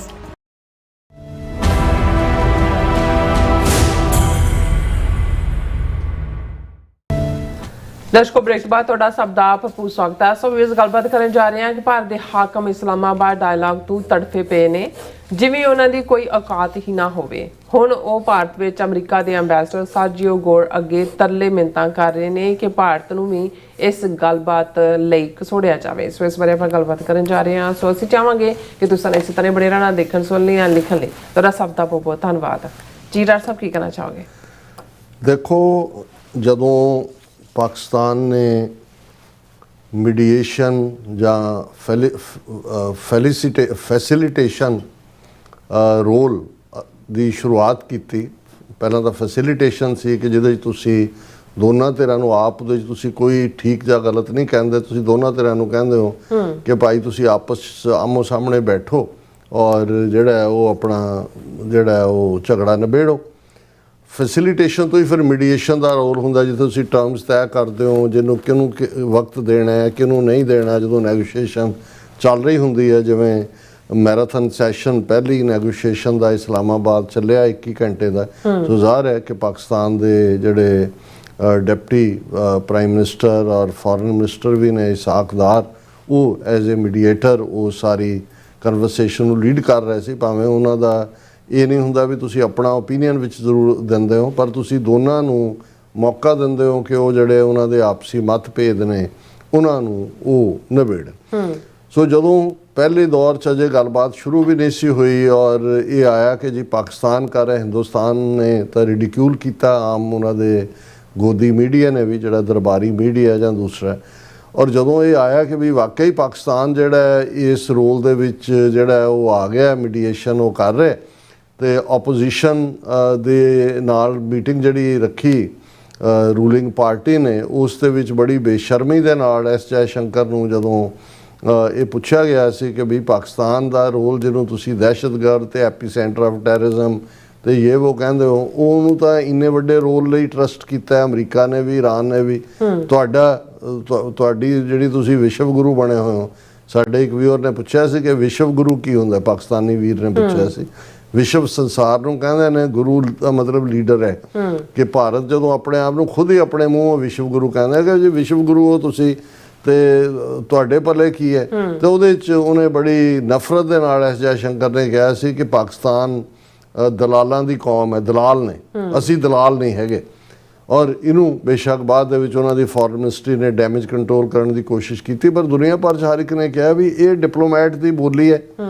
ਪਰ ਇਹ ਸ਼ੋਅ ਕਰਦਾ ਸੀ ਕਿ ਕਿਸ ਹੱਦ ਤੱਕ ਉਹਨਾਂ ਦੀ ਫਰਸਟ੍ਰੇਸ਼ਨ ਹੈ, ਕਿਸ ਹੱਦ ਤੱਕ ਉਹਨਾਂ ਦੀ ਨਿਰਾਸ਼ਤਾ ਹੈ, ਕਿੰਨੇ ਉਹ ਅੰਦਰੋਂ ਪਸਤ ਹੋਏ ਨੇ। ਹੁਣ ਫਿਰ ਜਦੋਂ ਪਹਿਲਾ 21 ਘੰਟੇ ਦਾ ਮੈਰਾਥਨ ਸੈਸ਼ਨ ਚੱਲਿਆ, ਨਹੀਂ ਹੋਇਆ, ਫਿਰ ਤੁਸੀਂ ਭਾਰਤ ਦੇ ਮੀਡੀਆ ਤੋਂ ਲੈ ਕੇ ਉਹਨਾਂ ਦੇ ਲੀਡਰਾਂ ਦੇ ਚਿਹਰੇ ਦੀਆਂ ਲਾਲੀਆਂ ਦੇਖੋ, ਉਹਨਾਂ ਨੂੰ ਲੱਗਦਾ ਸੀ ਵੀ ਪਾਕਿਸਤਾਨ ਨੂੰ ਤਾਂ ਜਿਹੜਾ ਇਹ ਕ੍ਰੈਡਿਟ ਮਿਲ ਜਾਏਗਾ ਜੇ ਪਹਿਲੇ ਦੌਰ ਦੀ ਗੱਲਬਾਤ ਸਫਲ ਹੁੰਦੀ। ਉਹਨਾਂ ਨੇ ਇਹਨੂੰ ਪਾਕਿਸਤਾਨ ਦੀ ਫੇਲਿਅਰ ਕਹਿਣਾ ਸ਼ੁਰੂ ਕਰਤਾ।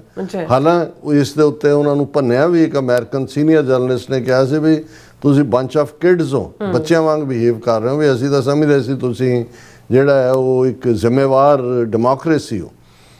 ਹੁਣ ਜਦੋਂ ਕੱਲ ਪ੍ਰੈਜ਼ੀਡੈਂਟ ਟਰੰਪ ਨੇ ਇਹ ਕਿਹਾ ਵੀ ਦੂਸਰੇ ਦੌਰ ਦੀ ਗੱਲਬਾਤ ਔਰ ਆਸਿਮ ਮੁਨੀਰ ਦੀ ਜਿਹੜੀ ਹੈ ਤਾਰੀਫ, ਔਰ ਆਲਰੇਡੀ ਆਸਿਮ ਮੁਨੀਰ ਪਹੁੰਚ ਗਏ ਨੇ ਤਹਿਰਾਨ ਵੀ, ਔਰ ਲੱਗ ਰਿਹਾ ਕਿ ਵੀ ਜਿਹੜਾ ਉਹ ਬਹੁਤ ਜਲਦੀ ਜਿਹੜਾ 2 ਹਫ਼ਤੇ ਦਾ ਸੀਜ਼ਫਾਇਰ 22 ਅਪ੍ਰੈਲ ਨੂੰ ਖ਼ਤਮ ਹੋ ਰਿਹਾ ਸੀ, ਉਸ ਦੀ ਐਕਸਟੈਂਸ਼ਨ ਦੀ ਗੱਲ ਵੀ ਹੋ ਰਹੀ ਹੈ, ਕਿਉਂਕਿ ਹੋ ਸਕਦਾ ਹੈ ਇੱਕ ਦੌਰ ਨਹੀਂ ਕਈ ਦੌਰ ਹੋਣ।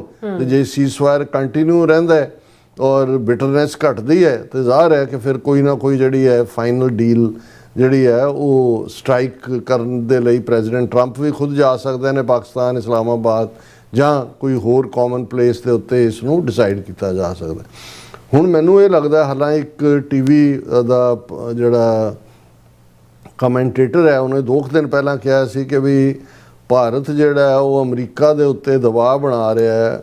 ਜਿਹੜਾ ਅਮਰੀਕਾ ਦਾ ਐਂਬੈਸਡਰ ਭਾਰਤ 'ਚ ਹੈ ਔਰ ਸਪੈਸ਼ਲ ਐਨਵਾਏ ਵੀ ਹੈ ਸੈਂਟਰਲ ਏਸ਼ੀਆ ਸਾਊਥ ਏਸ਼ੀਆ ਨੂੰ, ਮਿਸਟਰ ਸਰਜੀਓ ਗੌਰ, ਕਿ ਭਾਰਤ ਕਹਿ ਰਿਹਾ ਵੀ ਸਾਨੂੰ ਵੀ ਪੀਸ ਪ੍ਰੋਸੈਸ ਦਾ ਜਾਂ ਇਹ ਜਿਹੜੀ ਨੈਗੋਸ਼ੀਏਸ਼ਨ ਟੀਮ ਦਾ ਹਿੱਸਾ ਬਣਾਇਆ ਜਾਏ, ਜਾਂ ਸਾਨੂੰ ਹੋਰ ਕੁਛ ਨਹੀਂ ਤਾਂ ਐਜ਼ ਏ ਆਬਜ਼ਰਵਰ ਸਟ੍ਰੈਟਜੀ ਦਿੱਤਾ ਜਾਏ ਇਸਲਾਮਾਬਾਦ ਡਾਇਲੌਗ 'ਚ। ਔਰ ਉਸ ਦਾ ਕਹਿਣਾ, ਉਹਦਾ ਕੀ ਸੋਰਸ ਸੀ ਮੈਨੂੰ ਨਹੀਂ ਪਤਾ, ਪਰ ਉਹਦਾ ਕਹਿਣਾ ਸੀ ਕਿ ਵੀ ਇਸ ਦਾ ਪਾਕਿਸਤਾਨ ਵੱਲੋਂ ਵਿਰੋਧ ਕੀਤਾ ਜਾ ਰਿਹਾ ਕਿ ਵੀ ਜੇ ਅਮਰੀਕਾ ਨੇ ਸੁਜੈਸਟ ਵੀ ਕੀਤਾ ਕਿ ਵੀ ਇਹ ਐਜ਼ ਏ, ਔਰ ਈਰਾਨ ਤਾਂ ਸਪੋਰਟ ਕਰੇਗਾ ਕਿਉਂਕਿ ਈਰਾਨ ਅਜੇ ਵੀ ਇਸ ਮਾਮਲੇ 'ਚ ਉਹਨੇ ਕੋਈ ਵੀ ਈਰਾਨ ਦੇ ਜਿਹੜੇ ਉੱਥੇ ਬੈਠੇ ਨੁਮਾਇੰਦੇ ਵੀ ਨੇ, ਕੋਈ ਉਹਨਾਂ ਨੇ ਇੰਡੀਆ ਦੇ ਖਿਲਾਫ ਕੋਈ ਲਾਈਨ ਨਹੀਂ ਲਈ ਹੋਈ।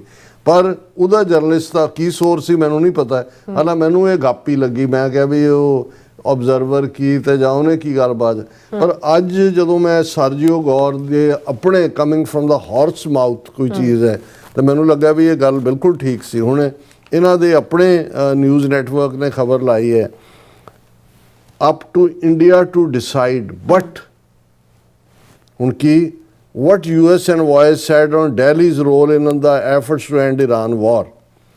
US Ambassador to India Sergio Gore said it is up to India to decide whether it wishes to take part in talks to end the conflict in West Asia.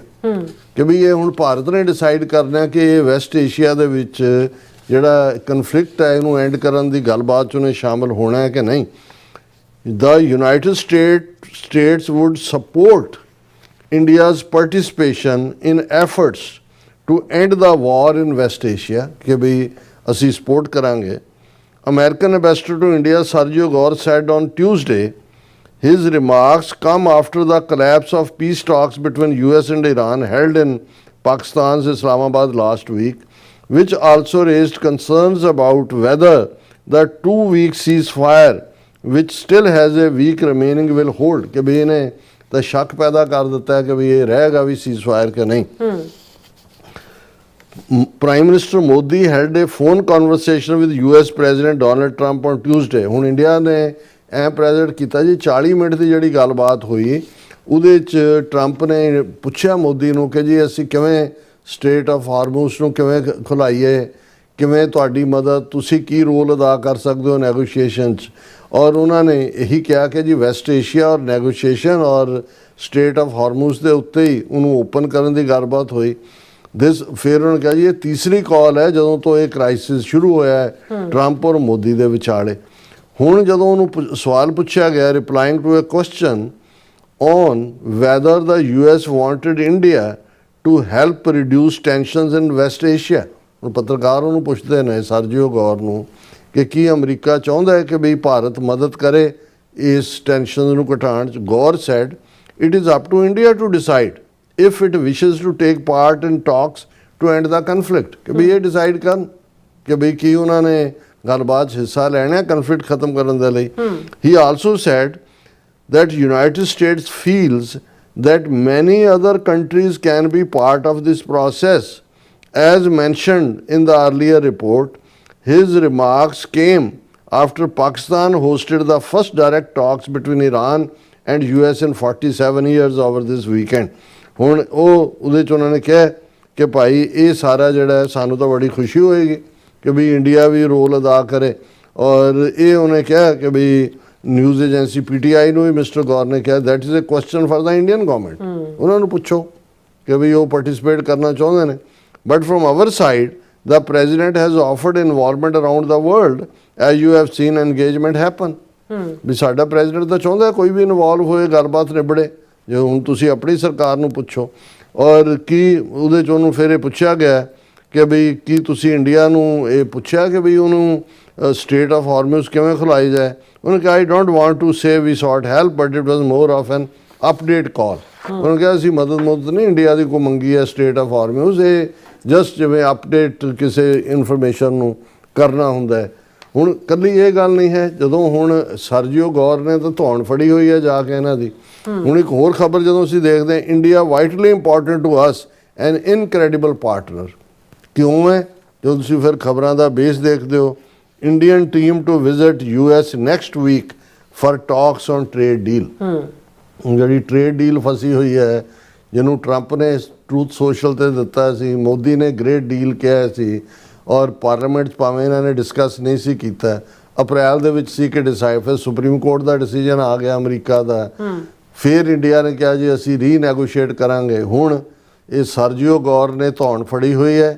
ਇੱਕ ਪਾਸੇ ਉਹਨਾਂ ਨੂੰ ਇਹ ਹੈ ਕਿ ਵੀ ਚਲੋ ਹੁਣ ਅਗਲੇ ਉਹਨਾਂ ਦੀ ਟੀਮ ਨੈਕਸਟ ਵੀਕ ਆ ਰਹੀ ਹੈ, ਕਰੋ ਟ੍ਰੇਡ ਡੀਲ, ਔਰ ਦੂਸਰੇ ਪਾਸੇ ਉਹਨਾਂ ਕੋ ਜਿਹੜਾ ਉਹਦੀ ਈਗੋ ਮਸਾਜ ਮੋਦੀ ਦੀ ਕਰ ਦਿੰਦਾ ਸਰਜੀਓ ਗੌਰ। ਔਰ ਇੰਡੀਆ ਇਸ ਤੋਂ ਜਿਹੜੀ ਮੈਂ ਗੱਲ ਕੀਤੀ ਵੀ ਇਹ ਇਨਸਾਈਡ ਸੀ ਕਿ ਵੀ ਇੰਡੀਆ ਇਸ ਇਸਲਾਮਾਬਾਦ ਕਿੱਥੇ ਤਾਂ ਦਲਾਲੀ ਕਹਿੰਦਾ ਸੀ, ਕਿੱਥੇ ਹੁਣ ਡਾਇਲੌਗ ਦਾ ਪਾਰਟ ਬਣਨਾ ਚਾਹੁੰਦਾ ਹੈ ਕਿ ਉਹ ਕਹਿੰਦਾ ਵੀ ਮੈਨੂੰ ਵੀ ਦਲਾਲ ਬਣਾਓ। ਤੇ ਉਹ ਵੀ ਹੁਣ ਕਹਿੰਦੇ ਹੁਣ ਇਹਨੇ ਕਿ ਵੀ ਦਲਾਲ ਤਾਂ ਨਹੀਂ, ਚੱਲ ਤੂੰ ਬੈਠ ਕੇ ਜਿਹੜੇ ਜਿਨ੍ਹਾਂ ਨੂੰ ਤੂੰ ਦਲਾਲ ਮੰਡੀ ਕਹਿੰਦਾ ਸੀ ਉਹਦੇ ਬਾਹਰ ਬੈਠ ਕੇ ਪਹਿਲਾਂ ਸੌਦਾ ਵੇਚ ਔਰ ਪ੍ਰੂਵ ਕਰਕੇ ਵੀ ਤੂੰ ਵੀ ਇੱਕ ਚੰਗਾ ਦਲਾਲ ਬਣ ਸਕਦਾ। ਸੋ ਇਸ ਕਿਸਮ ਦਾ ਇਹਨਾਂ ਦੀ ਔਕਾਤ ਹੈ ਭਾਰਤ ਦੀ। ਜੀ ਰਾਜ ਸਾਹਿਬ, ਤੁਹਾਡਾ ਬਹੁਤ ਬਹੁਤ ਧੰਨਵਾਦ। ਸਾਥ ਲੈਣ ਬ੍ਰੇਕ ਵਿਊਅਰਸ ਦੋਸਤਾਂ ਇਸ ਤਰ੍ਹਾਂ ਬਣੇ ਰਹਿਣਾ, ਮਿਲਦੇ ਹਾਂ ਛੋਟੇ ਜਿਹੇ ਬ੍ਰੇਕ ਤੋਂ ਬਾਅਦ।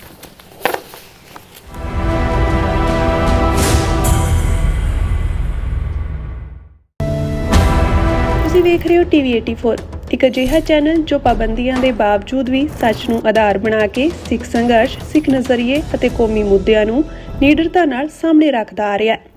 ਹੁਣ ਇੱਕ ਵਾਰ ਫਿਰ ਭਾਰਤ ਵਿੱਚ TV 84 ਨੂੰ ਰਿਸਟ੍ਰਿਕਟ ਕਰ ਦਿੱਤਾ ਗਿਆ। ਸੱਚ ਨੂੰ ਦਬਾਇਆ ਤਾਂ ਜਾ ਸਕਦਾ ਹੈ ਪਰ ਮਿਟਾਇਆ ਨਹੀਂ। ਅਸੀਂ ਖਾਮੋਸ਼ ਨਹੀਂ ਹੋਏ, ਸਾਡੀ ਆਵਾਜ਼ ਅਜੇ ਵੀ ਜਿਉਂਦੀ ਹੈ। ਭਾਰਤ ਤੋਂ ਬਾਹਰ TV 84 ਅਜੇ ਵੀ ਉਪਲਬਧ ਹੈ ਤੇ ਭਾਰਤ ਵਿੱਚ ਤੁਸੀਂ TV 84 ਦੀ ਵੈਬਸਾਈਟ ਤੇ ਸਾਡੀ ਪੂਰੀ ਰਿਪੋਰਟਿੰਗ, ਵੀਡੀਓਜ਼ ਅਤੇ ਸੱਚੀ ਜਾਣਕਾਰੀ ਵੇਖ ਸਕਦੇ ਹੋ। ਤਾਂ ਅੱਜ ਹੀ ਜੁੜੋ TV 84 ਦੀ ਵੈਬਸਾਈਟ ਦੇ ਨਾਲ, ਸਾਨੂੰ ਸਹਿਯੋਗ ਦਿਓ ਅਤੇ ਸੱਚ ਨਾਲ ਜੁੜੇ ਰਹੋ। TV 84, ਸੱਚ ਦੀ ਆਵਾਜ਼। ਕੀ ਤੁਸੀਂ ਆਪਣੇ ਟੈਕਸਸ ਨੂੰ ਲੈ ਕੇ ਚਿੰਤਤ ਹੋ? ਤੁਸੀਂ ਆਪਣੀ ਕਮਾਈ ਲਈ ਮਿਹਨਤ ਕਰਦੇ ਹੋ, ਭਾਵੇਂ ਤੁਸੀਂ ਨੌਕਰੀ ਵਿੱਚ ਹੋਵੋ ਜਾਂ ਆਪਣਾ ਬਿਜ਼ਨਸ ਚਲਾਉਂਦੇ ਹੋ। ਜਦੋਂ ਟੈਕਸ ਭਰਨ ਦਾ ਸਮਾਂ ਆਉਂਦਾ ਤਾਂ ਤੁਹਾਨੂੰ ਇੱਕ ਭਰੋਸੇਯੋਗ ਟੈਕਸ ਅਕਾਊਂਟੈਂਟ ਦੀ ਲੋੜ ਹੈ ਜੋ ਟੈਕਸ ਬੈਲੈਂਸ ਦਾ ਤੁਹਾਡੇ ਪੱਖ ਵਿੱਚ ਜਾਣਾ ਯਕੀਨੀ ਬਣਾਵੇ। ਸਿਆਟਲ ਦੀ ਜਾਣੀ ਪਛਾਣੀ company Accurate Accountants and Taxes ਤੁਹਾਡੀ ਸੇਵਾ ਵਿੱਚ ਹਾਜ਼ਰ ਹੈ। ਅਸੀਂ ਹਰ ਤਰ੍ਹਾਂ ਦੇ ਟੈਕਸ ਭਰਨ ਵਿੱਚ ਤੁਹਾਡੀ ਮਦਦ ਕਰਾਂਗੇ।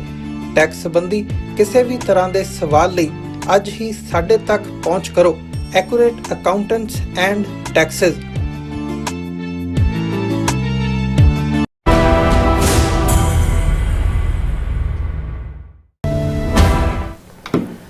ਦਰਸ਼ਕੋ, ਬ੍ਰੇਕ ਤੋਂ ਬਾਅਦ ਤੁਹਾਡਾ ਸਭ ਦਾ ਭਰਪੂਰ ਸਵਾਗਤ ਹੈ। ਸੋ ਵੀਅਰਸ, ਗੱਲਬਾਤ ਕਰਨ ਜਾ ਰਹੇ ਹਾਂ ਕਿ ਫਰੀडम ਹਾਊਸ ਦੀ ਅਗਵਾਈ ਥੱਲੇ 35 ਹਿਊਮਨ ਰਾਈਟਸ ਤੇ ਧਾਰਮਿਕ ਸਿਵਲ ਹੱਕਾਂ ਲਈ ਕੰਮ ਕਰਨ ਵਾਲੀਆਂ ਜਥੇਬੰਦੀਆਂ ਨੇ ਯੂਐਸ ਕਾਂਗਰਸ ਨੂੰ ਇੱਕ ਚਿੱਠੀ ਲਿਖ ਕੇ ਬੇਨਤੀ ਕੀਤੀ ਹੈ ਕਿ ਟ੍ਰਾਂਸਨੈਸ਼ਨਲ ਪ੍ਰੈਸ਼ਨ ਸੰਬੰਧੀ ਇੱਕ ਸਪਸ਼ਟ ਜਿਹੜਾ ਕਾਨੂੰਨ ਹੈ ਉਹ ਬਣਾਇਆ ਜਾਵੇ। ਸੋ ਇਸ ਬਾਰੇ ਆਪਾਂ ਗੱਲਬਾਤ ਕਰਨ ਜਾ ਰਹੇ ਹਾਂ। ਸੋ ਅਸੀਂ ਚਾਹਾਂਗੇ ਕਿ ਤੁਸੀਂ ਇਸੇ ਤਰ੍ਹਾਂ ਬਣੇ ਰਹਿਣਾ।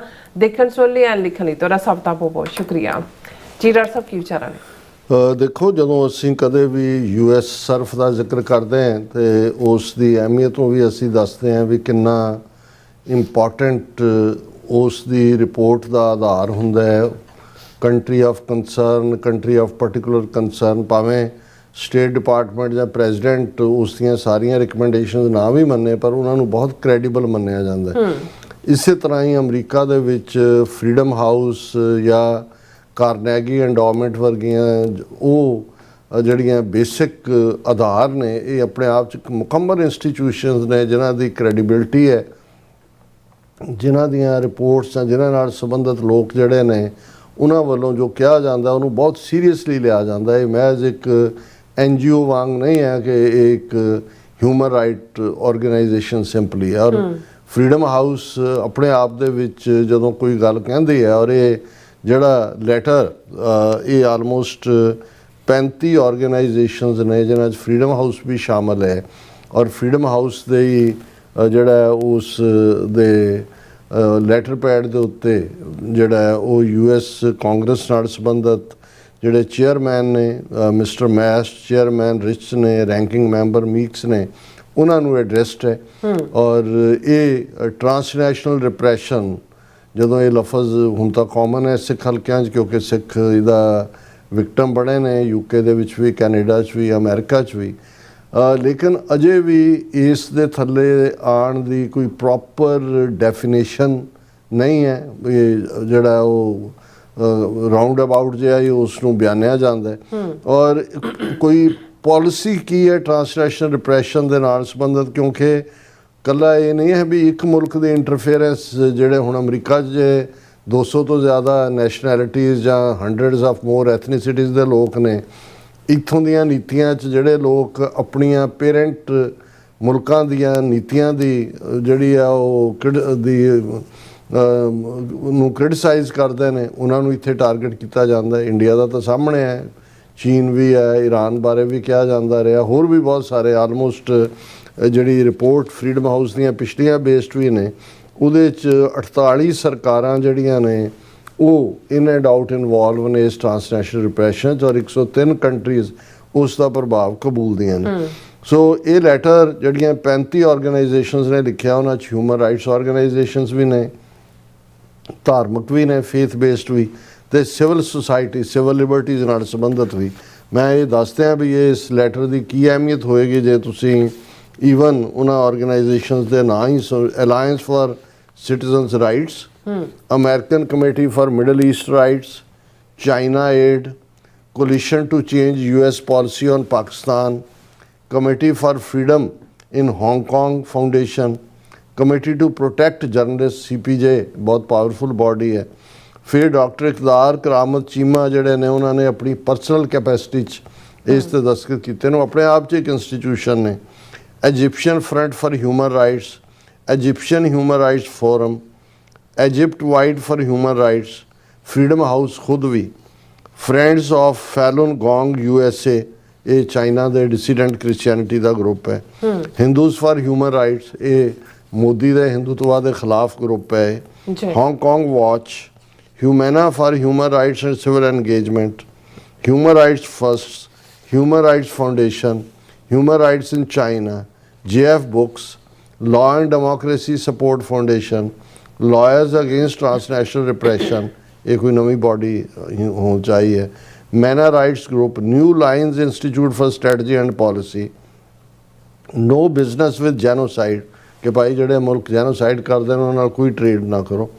PAN America, Sikh American Legal Defense and Education Fund SELDEF, South Asian Network, Start Point, Students for a Free Tibet, the Sikh Coalition, in its main Sikh organization, the North Strategies LLC, Ujgar American Association, Ujgar Human Rights Project, Wild Pigeon Collective, World Ujgar Congress।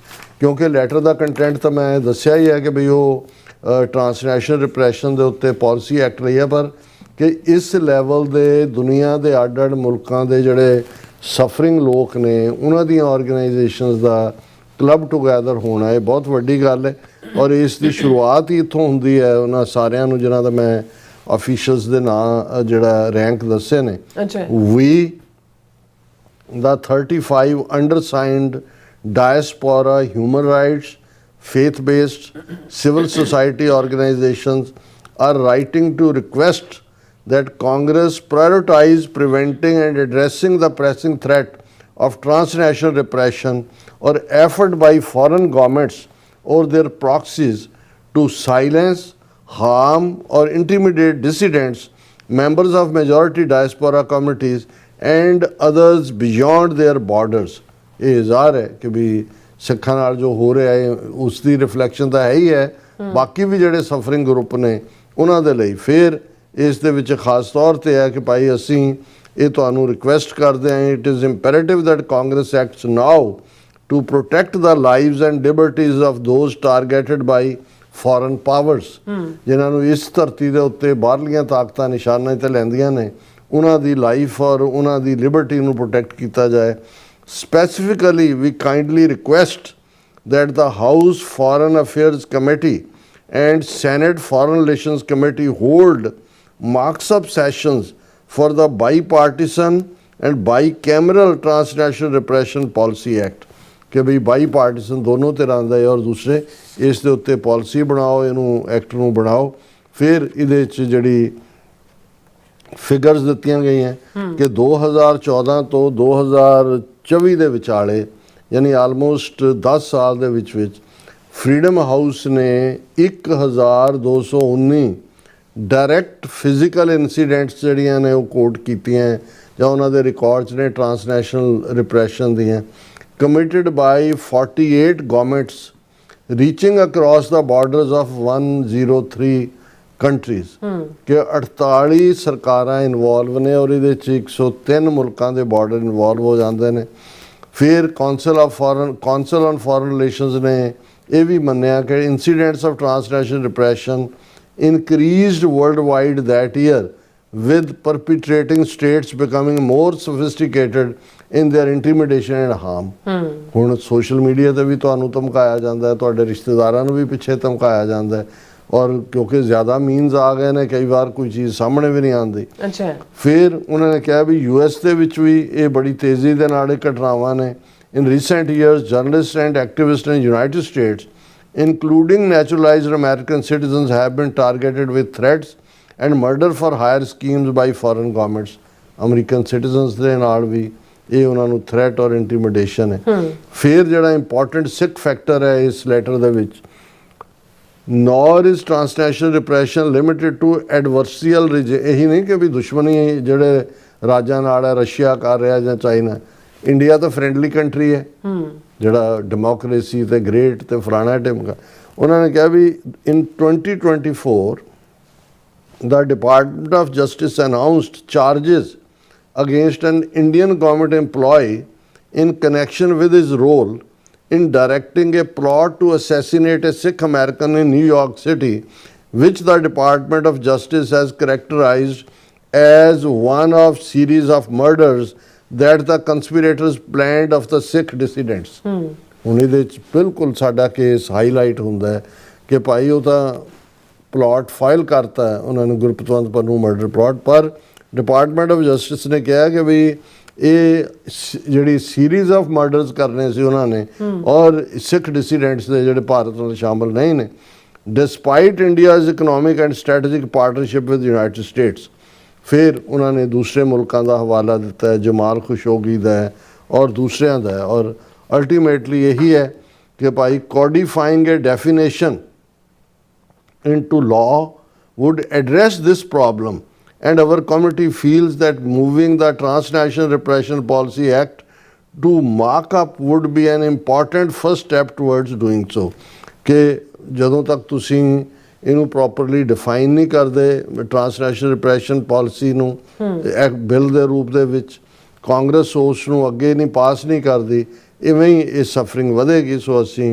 ਮੁਬਾਰਕਬਾਦ ਵੀ ਦਿੰਦੇ ਹਾਂ ਇਹਨਾਂ ਜਥੇਬੰਦੀਆਂ ਨੂੰ ਔਰ ਉਹਨਾਂ ਦਾ ਸ਼ੁਕਰੀਆ ਵੀ ਅਦਾ ਕਰਦੇ ਹਾਂ ਕਿ ਉਹਨਾਂ ਨੇ ਇਸ ਇਸ਼ੂ ਦੇ ਉੱਤੇ ਇਹ ਕੰਕਰੀਟ ਕੰਮ ਨੇ। ਬਾਕੀ ਤਾਂ ਚਲੋ ਅਸੀਂ ਵੀ ਗੱਲਬਾਤ ਕੀਤੀ, ਕਿਸੇ ਨੇ ਬਿਆਨ ਦੇ ਦਿੱਤਾ, ਉਹ ਆਇਆ ਗਿਆ ਹੋ ਗਿਆ। ਜਦੋਂ ਤੱਕ ਪਾਲਿਸੀ ਐਕਟ ਨਹੀਂ ਬਣਦਾ, transnational repression policy act properly define ਨਹੀਂ ਹੁੰਦਾ, ਔਰ ਇਸ ਦੇ ਉੱਤੇ ਕਾਂਗਰਸ ਫਰਦਰ ਭਾਵੇਂ ਤੁਸੀਂ ਟ੍ਰੇਡ ਰੈਸਟ੍ਰਿਕਸ਼ਨਸ ਲਾਓ ਉਹਨਾਂ ਮੁਲਕਾਂ ਤੇ ਜਿਹੜੇ ਇੱਥੇ ਇਸ ਮੁਲਕ ਦੇ ਸ਼ਹਿਰੀਆਂ ਨੂੰ ਇੰਟੀਮੀਡੇਟ ਕਰਦੇ ਨੇ, ਉਦੋਂ ਤੱਕ ਇਹ ਖੁੱਲ੍ਹ ਖੇਡ ਹੀ ਰਹੇਗੀ।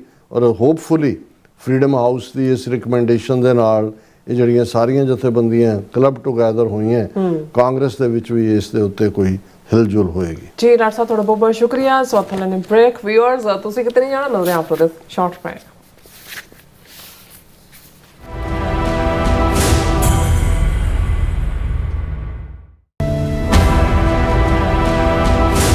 ਤੁਸੀਂ ਵੇਖ ਰਹੇ ਹੋ ਟੀਵੀ 84, ਇੱਕ ਅਜਿਹਾ ਚੈਨਲ ਜੋ ਪਾਬੰਦੀਆਂ ਦੇ ਬਾਵਜੂਦ ਵੀ ਸੱਚ ਨੂੰ ਆਧਾਰ ਬਣਾ ਕੇ ਸਿੱਖ ਸੰਘਰਸ਼, ਸਿੱਖ ਨਜ਼ਰੀਏ ਅਤੇ ਕੌਮੀ ਮੁੱਦਿਆਂ ਨੂੰ ਨਿਡਰਤਾ ਨਾਲ ਸਾਹਮਣੇ ਰੱਖਦਾ ਆ ਰਿਹਾ ਹੈ।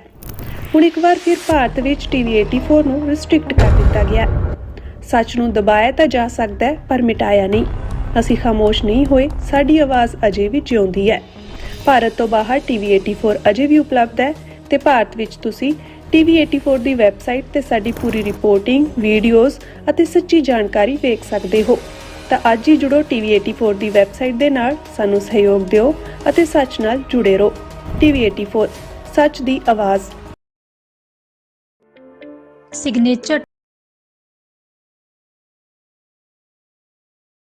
ਟਰੱਕ ਸਰਵਿਸ ਰਾਊਟ 81 ਉੱਤੇ ਐਗਜ਼ਿਟ 235 ਤੇ ਟਰੱਕਰ ਵੀਰਾਂ ਲਈ 24 ਘੰਟੇ ਰੋਡ ਸਰਵਿਸ ਦੀ ਸੁਵਿਧਾ ਮੌਜੂਦ। Heavy duty repair, oil change, ਪੁਰਾਣੇ ਅਤੇ ਨਵੇਂ tyre, computer diagnostic, DPF cleaning, brake service ਜਾਂ ਰਸਤੇ ਵਿੱਚ ਆਈ ਹਰ ਤਰ੍ਹਾਂ ਦੀ ਰਿਪੇਅਰ ਪ੍ਰੋਫੈਸ਼ਨਲ ਟੀਮ ਵੱਲੋਂ ਕੀਤੀ ਜਾਂਦੀ ਹੈ। ਬ੍ਰੇਕਫਾਸਟ, ਲੰਚ ਅਤੇ ਡਿਨਰ ਲਈ ਪੰਜਾਬੀ ਢਾਬੇ ਦਾ ਆਨੰਦ ਵੀ ਮਾਣੋ। ਡਰਾਈਵਰ ਅਤੇ ਟਰੱਕ ਆਪਰੇਟਰ ਵੀਰ ਡਿਸਪੈਚ ਦੀ ਸਰਵਿਸ ਲਈ ਸਾਡੇ ਨਾਲ ਸੰਪਰਕ ਕਰਨ। Signature Truck Service 58 Triangle Drive, Weyers Cave, Virginia 24486।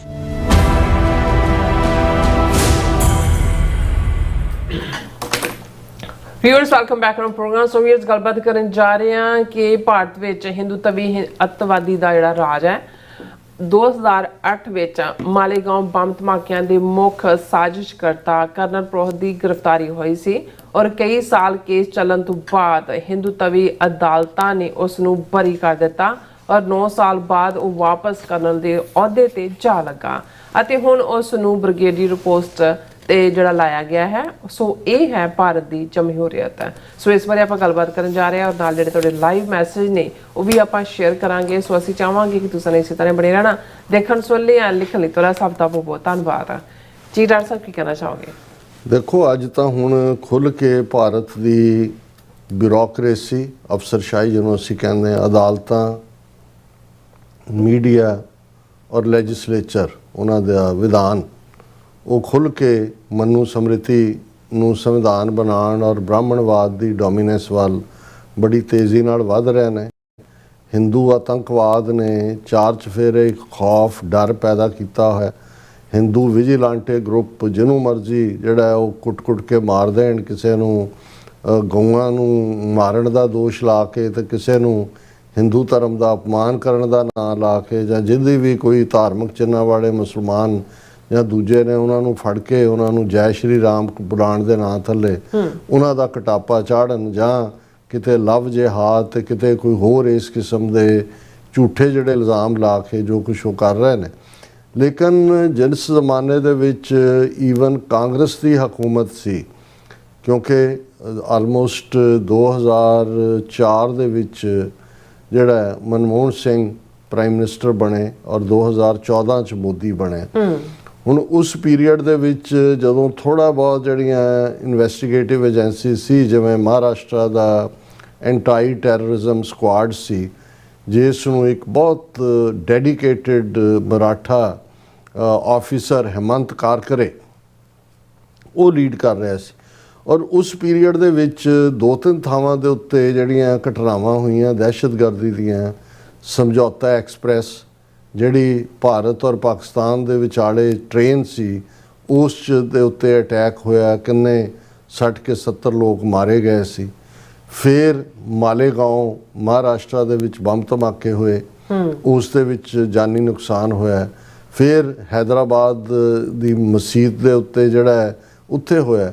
ਔਰ ਹੇਮੰਤ ਕਾਰਕਰੇ ਕਿਉਂਕਿ ਬਹੁਤ ਦਿਆਨਤਦਾਰ ਇਮਾਨਦਾਰ ਆਦਮੀ ਸੀ, ਉਹਨੇ ਜਦੋਂ ਐਂਟੀ ਟੈਰਰਿਜ਼ਮ ਸਕੁਆਡ ਵੀ ਸੀ ਉਹਦਾ ਉਹ ਇੰਚਾਰਜ ਸੀ, ਉਹਨੇ ਜਦੋਂ ਇਹ ਸਾਰੇ ਨੂੰ ਦੇਖਿਆ ਤੇ ਉਹਨੇ ਦੇਖਿਆ ਵੀ ਇਹ ਤਾਂ ਇਹ ਜਿਹੜੀ ਅਭਿਨਵ ਭਾਰਤ ਨਾਂ ਦੀ ਇੱਕ ਦਹਿਸ਼ਤਗਰਦ ਜਥੇਬੰਦੀ ਜਿਹੜੀ RSS ਦੀ ਆਫਸ਼ੂਟ ਹੈ, ਇਹ ਤਾਂ ਇਹਨਾਂ ਦਾ ਕੰਮ ਹੈ ਅਭਿਨਵ ਭਾਰਤ ਦਾ, ਤਿੰਨਾਂ ਹੀ ਇਹਨਾਂ ਕੇਸਿਸ ਦੇ ਵਿੱਚ। ਔਰ ਅਭਿਨਵ ਭਾਰਤ ਦੇ ਵਿੱਚ ਜਿਹੜਾ ਉਹਨਾਂ ਸਾਰਿਆਂ ਦਾ ਰਿੰਗ ਲੀਡਰ ਮਿਲਿਆ ਉਹ ਕਰਨਲ ਪ੍ਰੋਤ ਨਾਂ ਦਾ, ਕਰਨਲ ਫੌਜੀ ਕਰਨਲ, ਇੰਟੈਲੀਜੈਂਸ ਜਿਹੜੀ ਫੌਜ ਦੇ ਵਿੱਚ ਜਿਹੜਾ ਇੰਟੈਲੀਜੈਂਸ ਡਿਪਾਰਟਮੈਂਟ ਹੁੰਦਾ ਹੈ ਉਹਦਾ ਕਰਨਲ, ਉਹ ਲੀਡ ਕਰ ਰਿਹਾ। ਔਰ ਇਹਦੇ 'ਚ ਹੀ ਸਾਧਵੀ ਪ੍ਰਗਿਆ ਨਾਂ ਦੀ ਜਿਹੜੀ BJP ਦੀ ਲੀਡਰ ਸੀ ਹਿੰਦੂ ਤਵੀ, ਉਹ ਵੀ ਇਨਵੋਲਵ। ਸੋ ਉਹਨੇ ਕਰ ਲਿਆ, ਚੁੱਕ ਲਿਆ ਸਾਰਿਆਂ ਨੂੰ।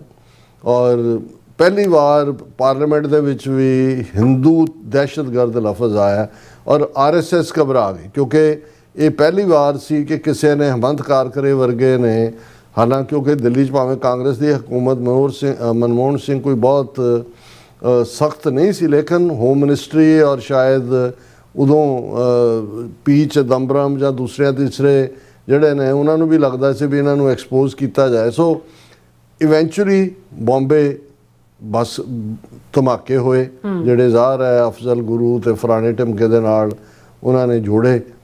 ਔਰ ਉਸ ਪੀਰੀਅਡ 'ਚ ਹੀ ਹੇਮੰਤ ਕਾਰਕਰੇ ਦਾ ਵੀ ਮਰਡਰ ਕਰਤਾ ਗਿਆ। ਔਰ ਕਹਾਣੀ ਇਹ ਬਣਾਈ ਗਈ ਕਿ ਜੀ ਹੇਮੰਤ ਕਾਰਕਰੇ ਨੂੰ ਉਹ ਬਿਲਕੁਲ ਪਲੈਨਡ ਸੀ ਕਿ ਵੀ ਉਹਨਾਂ ਨੂੰ ਲੱਗਾ ਵੀ ਹੇਮੰਤ ਕਾਰਕਰੇ ਨੇ ਤਾਂ ਹਿੰਦੂਤਵਾ ਦੀ ਦਹਿਸ਼ਤਗਰਦੀ ਦਾ ਸਾਰਾ ਪੋਲ ਖੋਲ੍ਹ ਦਿੱਤਾ ਹੈ। ਕਰਨਲ ਪ੍ਰੋਤ ਤੋਂ ਉਹਨਾਂ ਨੇ ਬਰਾਮਦ ਵੀ ਕਰ ਲਿਆ ਕਿੰਨੇ ਕੁਇੰਟਲਾਂ ਦੇ ਹਿਸਾਬ ਨਾਲ ਡਾਇਨਾਮਾਈਟ ਉਹ ਫੌਜ 'ਚੋਂ ਪ੍ਰੋਵਾਈਡ ਵੀ ਕਰ ਰਿਹਾ ਸੀ, ਗਾਈਡ ਵੀ ਕਰ ਰਿਹਾ ਸੀ, ਉਹਨਾਂ ਦੀ ਹਥਿਆਰਬੰਦ ਟ੍ਰੇਨਿੰਗ ਵੀ ਕਰਦਾ ਸੀ। ਔਰ ਪੂਰਾ ਉਹਨਾਂ ਨੂੰ ਲੱਗਾ ਵੀ RSS ਦਾ ਇੱਕ ਪੂਰਾ ਵਿੰਗ ਫੌਜ ਦੇ ਇੰਟੈਲੀਜੈਂਸ ਦੇ ਅੰਦਰ ਵੜਿਆ ਹੋਇਆ। ਔਰ ਇਹ 2008 ਦੇ ਵਿੱਚ ਮਾਲੇਗਾਓਂ ਬਲਾਸਟ ਹੋਏ ਸੀ, ਜਿਹਦੇ 'ਚ ਕਰਨਲ ਪ੍ਰੋਤ ਮੁੱਖ ਦੋਸ਼ੀ ਸੀ। ਔਰ ਇਹ ਲਗਾਤਾਰ ਇਹ ਫਿਰ ਜੇਲ੍ਹ ਦੇ ਵਿੱਚ ਰਿਹਾ, ਇਹਦੇ 'ਤੇ ਕੇਸ ਚੱਲਦਾ ਰਿਹਾ। ਲੇਕਿਨ ਜਦੋਂ ਅਸੀਂ ਦੇਖਦੇ ਹਾਂ ਕਿ ਵੀ ਹਕੂਮਤ ਬਦਲ ਗਈ, ਮੋਦੀ ਪ੍ਰਾਈਮ ਮਿਨਿਸਟਰ ਬਣ ਗਿਆ, ਫਿਰ ਜਿੱਥੇ ਮੋਦੀ ਅਮਿਤ ਸ਼ਾਹ ਖੁਦ ਹਜ਼ਾਰਾਂ ਮੁਸਲਮਾਨਾਂ ਦਾ ਖੂਨ ਬਹਾ ਕੇ ਤਾਕਤ ਤੱਕ ਪਹੁੰਚੇ ਸੀ, ਉਹ ਸਾਰੇ ਜਿਹੜੇ ਨੇ ਆਪਣੇ ਆਪ ਨੂੰ ਵੀ ਉਹਨਾਂ ਨੇ ਬਰੀ ਕਰ ਲਿਆ। ਸੁਪਰੀਮ ਕੋਰਟ ਤੱਕ ਜੇ ਜੱਜ ਲੋਏ ਵਰਗੇ ਨੇ ਅਮਿਤ ਸ਼ਾਹ ਦੇ ਖਿਲਾਫ ਜਿਹੜੀ ਇਨਵੈਸਟੀਗੇਸ਼ਨ, ਉਹਦਾ ਮਰਡਰ ਹੀ ਕਰਵਾਤਾ ਜੱਜ ਦਾ ਹੀ। ਔਰ ਜਿਹੜਾ ਈਵਨ ਹਿਰਦੇ ਪਾਂਡੇ ਵਰਗੇ ਲੋਕ ਜਿਹੜੇ ਵਿਦਨ ਗੁਜਰਾਤ ਇਹਨਾਂ ਦੇ ਵਿਰੋਧੀ ਸੀ, ਉਹਨਾਂ ਦਾ ਵੀ ਮਰਡਰ ਇਹਨਾਂ ਨੇ ਕੀਤਾ। ਔਰ ਇਹ ਗੱਲ ਇਹਨਾਂ ਦਾ ਆਈਡੀਆਲੋਗ ਹੀ ਜਿਹੜਾ ਹੈ ਸੁਬਰਾਮਨੀਅਮ ਸਵਾਮੀ ਕਹਿੰਦਾ। ਹੁਣ 2008 ਦੇ ਵਿੱਚ ਇਹ ਜਿਹੜੇ ਹੈ ਮਾਲੇਗਾਓਂ ਬਲਾਸਟ ਹੁੰਦਾ ਔਰ ਜਿਹੜਾ ਇਹ ਕਰਨਲ ਪ੍ਰੋਤ ਮਰਾਠਾ ਲਾਈਟ ਇਨਫੈਂਟਰੀ ਦੇ 1994 ਕਾਡਰ ਦਾ ਜਿਹੜਾ ਉਹ ਕਮਿਸ਼ਨ ਹੋਇਆ ਸੀ ਔਰ ਮਿਲਟਰੀ ਇੰਟੈਲੀਜੈਂਸ ਦੇ ਵਿੱਚ 2005 ਦੇ ਵਿੱਚ ਗਿਆ। ਸੋ 3 ਸਾਲ ਦੇ ਵਿੱਚ ਇਹ ਫੁੱਲੀ ਹਿੰਦੂਤਵਾ ਏਜੰਡੇ ਦੇ ਉੱਤੇ ਦਹਿਸ਼ਤਗਰਦੀ ਦਾ ਕੰਮ ਕਰ ਰਿਹਾ ਸੀ। ਔਰ ਇਸ ਨੂੰ ਜਦੋਂ ਮੋਦੀ ਦੀ ਹਕੂਮਤ ਜਾਂ ਦੂਸਰੀ ਬਣ ਗਈ ਔਰ ਫਿਰ ਇਹਨੂੰ ਜਿਹੜਾ ਉਹਨਾਂ ਨੇ ਅਰੈਸਟ 2008 ਦੇ ਵਿੱਚ ਕੀਤਾ, ਪ੍ਰੋਲੋਂਗ ਟਰਾਇਲ ਚੱਲਿਆ। 2017 ਦੇ ਵਿੱਚ ਜਿਹੜਾ ਉਸ ਨੂੰ ਸੁਪਰੀਮ ਕੋਰਟ ਨੇ ਬੇਲ ਦੇ ਦਿੱਤੀ, ਯਾਨੀ ਹੁਣ 2017 ਮੋਦੀ ਪੀਰੀਅਡ ਹੈ ਔਰ ਵਾਪਸ ਜਾ ਕੇ ਇਹ ਬੇਲ ਦੇ ਉੱਤੇ ਹੈ ਔਰ ਕਰਨਲ ਪ੍ਰੋਤ ਜਿਹੜਾ ਵਾਪਸ ਜਾ ਕੇ ਆਪਣਾ ਕਰਨਲ ਦਾ ਚਾਰਜ ਲੈ ਲੈਂਦਾ। ਹੁਣ ਜਿਹੜੀ ਖਬਰ ਇਹਨਾਂ ਦਿਨਾਂ ਦੀ ਹੈ, from trial to promotion colonel Purohit gets brigadier clearance. ਹੁਣ ਉਹਨਾਂ ਨੇ ਮੁੜ ਕੇ ਸੁਪਰੀਮ ਕੋਰਟ ਨੇ ਕਿਹਾ ਜੀ ਨਹੀਂ ਇਹਦੇ ਤੇ ਕੋਈ ਕੇਸ ਸਾਬਤ ਨਹੀਂ ਹੋਇਆ, ਜਾਂ ਦੂਜੇ ਉਹਨੂੰ ਸਾਰੀ ਪਿਛਲੇ ਜਿਹੜੇ 11 ਸਾਲਾਂ ਦੇ ਜਿਹਦੇ ਜੇਲ੍ਹ 'ਚ ਹੋ ਰਿਹਾ ਤਨਖਾਹ ਵੀ ਰੈਂਕ ਵੀ ਕਰਨਲ ਦਾ ਦੇ ਕੇ ਬਹਾਲ ਕੀਤਾ। ਔਰ ਹੁਣ ਉਹਨਾਂ ਨੇ ਜਿਹੜਾ ਸਪੈਸ਼ਲ ਜਿਹੜਾ ਉਸ ਨੂੰ ਬ੍ਰਿਗੇਡੀਅਰ ਦੀ ਪ੍ਰਮੋਸ਼ਨ ਦਿੱਤੀ ਹੈ। ਉਹਨਾਂ ਨੇ ਕਿਹਾ ਕਿ ਜੀ ਇਹ ਡਿਜ਼ਰਵ ਕਰਦਾ ਹੈ ਇਹ ਜਿਹੜਾ ਹੈ ਬ੍ਰਿਗੇਡੀਅਰ। ਇਹ ਹੈ ਹਾਰ। ਹੁਣ ਇਹਦੇ ਉਲਟ ਅਸੀਂ ਇੱਕ ਪਾਸੇ ਇਹ ਦੇਖ ਰਹੇ ਹਾਂ ਕਿ ਪੂਰਾ ਉਹਨਾਂ ਨੂੰ ਇਵੇਂ ਹੀ ਪ੍ਰਾਗਵੀ ਸਾਧਵੀ ਪ੍ਰਗਿਆ ਉਹ ਰਿਲੀਜ਼ ਵੀ ਹੋਈ ਬੇਲ 'ਤੇ ਹੀ। ਉਹਨੂੰ BJP ਨੇ MP ਦੀ ਟਿਕਟ ਦਿੱਤੀ, MP ਬਣੀ, ਪਾਰਲੀਮੈਂਟ 'ਚ ਬੈਠ ਕੇ ਵੀ ਕਿ ਭਾਈ ਉਹ ਚਾਕੂ ਕੱਢ ਕੇ ਤੇ ਦੂਜੇ ਕਿ ਮੁਸਲਮਾਨਾਂ ਦਾ ਸਫਾਇਆ ਕਰੋ। ਔਰ ਦੂਜੇ ਇਸ ਵਾਰ ਉਹਨੂੰ ਪਾਰਲੀਮੈਂਟ ਦੀ ਟਿਕਟ ਨਹੀਂ ਦਿੱਤੀ। ਉਹ ਵੀ ਚੰਗੀ ਭਲੀ ਕਰਨਲ ਪ੍ਰੋਧ ਜਿਹੜੇ ਕਰਨਲ ਸਾਹਿਬ ਹੁਣ ਬ੍ਰਿਗੇਡੀਅਰ ਸਾਹਿਬ ਹੋ ਗਏ ਨੇ। ਤੇ ਇਸ ਸਾਰੇ ਦੇ ਚੱਲਦੇ ਆ ਜਿਹੜੇ ਲੋਕ ਕੋਈ ਮਾੜੀ ਮੋਟੀ ਆਵਾਜ਼ ਚੁੱਕਦੇ ਨੇ, ਹੁਣ ਅੱਜ ਕੱਲ੍ਹ ਸੋਸ਼ਲ ਮੀਡੀਆ ਦੇ ਉੱਤੇ ਐਕਸ ਹੋਏ ਜਾਂ ਦੂਜਾ, ਅਸੀਂ ਤਾਂ ਸਫ਼ਰ ਕਰ ਹੀ ਰਹੇ ਹਾਂ, ਸਾਨੂੰ ਤਾਂ ਉਹਨਾਂ ਨੇ ਟੋਟਲੀ ਬਲੌਕ ਕਰਤਾ ਇੰਡੀਆ 'ਚੋਂ। ਲੇਕਿਨ ਹੁਣ ਈਵਨ ਰਾਣਾ ਅਯੂਬ ਜਿਹਨੇ 2002 'ਚ ਮੋਦੀ ਅਮਿਤ ਸ਼ਾਹ ਨੇ ਕੀ ਕੀਤਾ ਹੈ, ਕਿਵੇਂ ਇਹਨੇ ਇੱਕ ਇਨਸਾਈਡਰ ਜਿਸ ਨੂੰ ਕਹਿੰਦੇ ਨੇ ਇਨਵੈਸਟੀਗੇਟਿਵ ਜਰਨਲਿਸਟ ਦੇ ਤੌਰ ਦੇ ਉੱਤੇ ਜੋ ਉੱਥੋਂ ਫੈਕਟ ਕੱਢ ਕੇ ਲਿਆਂਦੇ, ਉਦੋਂ ਇਹ ਜਿਹੜੀ ਹੈ ਕਿਹੜਾ ਇੱਕ ਨੈਟਵਰਕ ਸੀ ਉਹਦੇ ਲਈ ਕੰਮ ਕਰਦੀ ਸੀ, ਹਾਲਾਂਕਿ ਉਹਨਾਂ ਨੇ ਵੀ ਉਸ ਦੀ ਉਹ ਇਨਵੈਸਟੀਗੇਸ਼ਨ ਨੂੰ ਨਹੀਂ ਛਾਪਿਆ। ਤੇ ਰਾਣਾ ਅਯੂਬ ਨੇ ਫਾਈਨਲੀ ਗੁਜਰਾਤ ਫਾਈਲਸ ਦੇ ਥੱਲੇ ਉਹਨੂੰ ਛਾਪਿਆ। ਵਾਸ਼ਿੰਗਟਨ ਪੋਸਟ ਦੇ ਵੀ ਕਾਲਮਨਿਸਟ ਹੈ।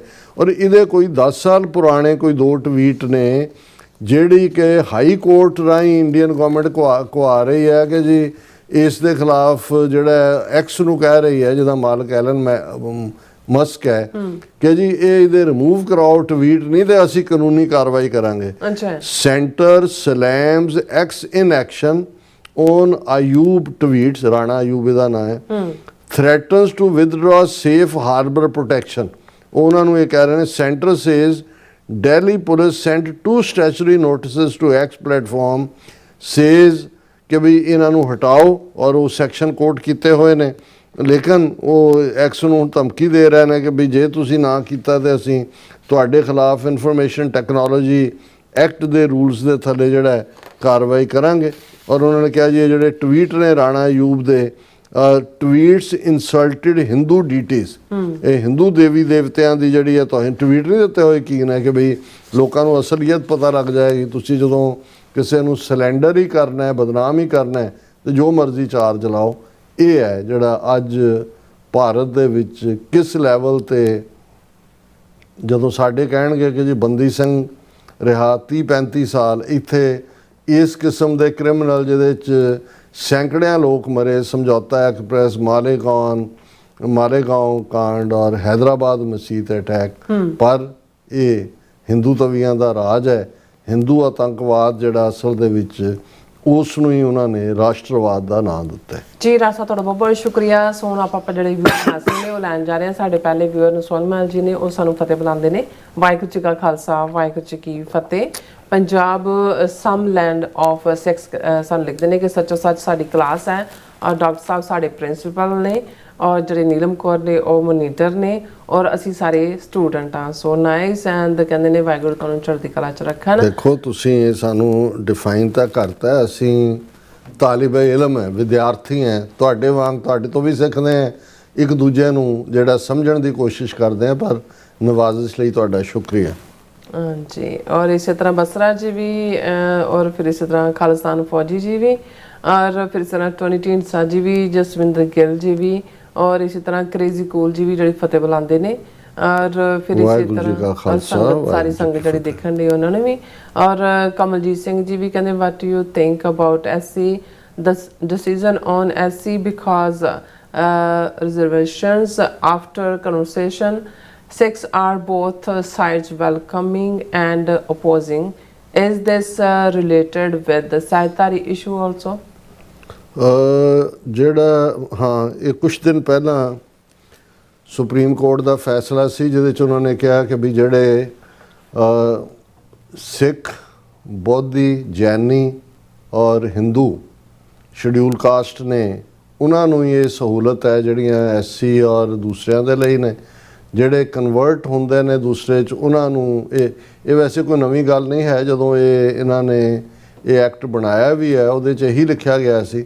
ਪਰ ਹੁੰਦਾ ਇਹ ਹੈ ਕਿ ਵੀ ਪੰਜਾਬ 'ਚ ਵੀ ਜੇ ਤੁਸੀਂ ਦੇਖੋਗੇ ਕਿ ਉਹ ਆਪਣੇ ਆਪ ਨੂੰ ਨਾ ਆਪਣਾ ਨਾਂ ਬਦਲਦੇ ਨੇ, ਨਾ ਆਪਣੀ ਸ਼ਕਲ ਬਦਲਦੇ ਨੇ, ਔਰ ਉਹ ਸਾਰੇ ਦੇ ਥੱਲੇ ਉਹ ਭਾਵੇਂ ਇਹ ਈਸਾਈਆਂ ਲਈ ਜਾਂ ਮੁਸਲਮਾਨਾਂ ਲਈ ਇਸ ਦੇ ਵਿੱਚ ਰਾਹਤਾਂ ਨਹੀਂ ਨੇ।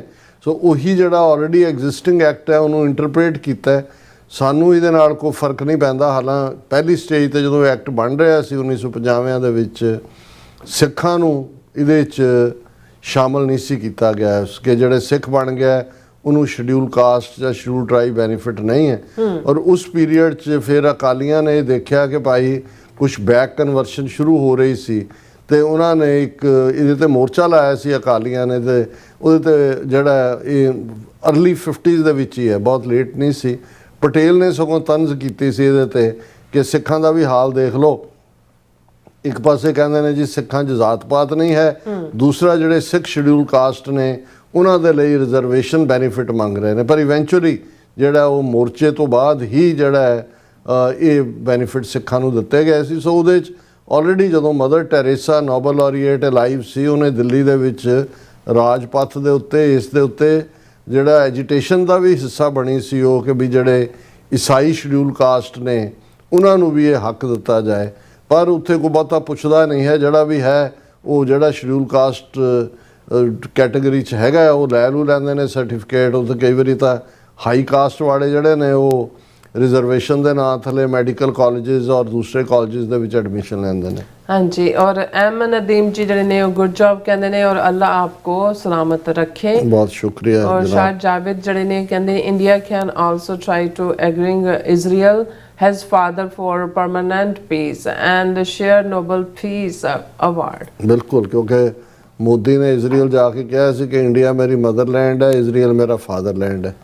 ਔਰ ਹਲਾਲ ਮੀਟ ਜਿਹੜੀ ਕਹਿੰਦੇ ਲਵ ਯੂ ਡਾਕਟਰ ਸਾਹਿਬ। ਐਂਡ ਫਿਰ ਇਸ ਤਰ੍ਹਾਂ ਸ਼ਾਹਿਦ ਜਾਵੇਦ ਜੀ ਕਹਿੰਦੇ ਨੇ super always super analysis with Punjabi masala, may Allah protect you and TV84 Shahid from Qatar.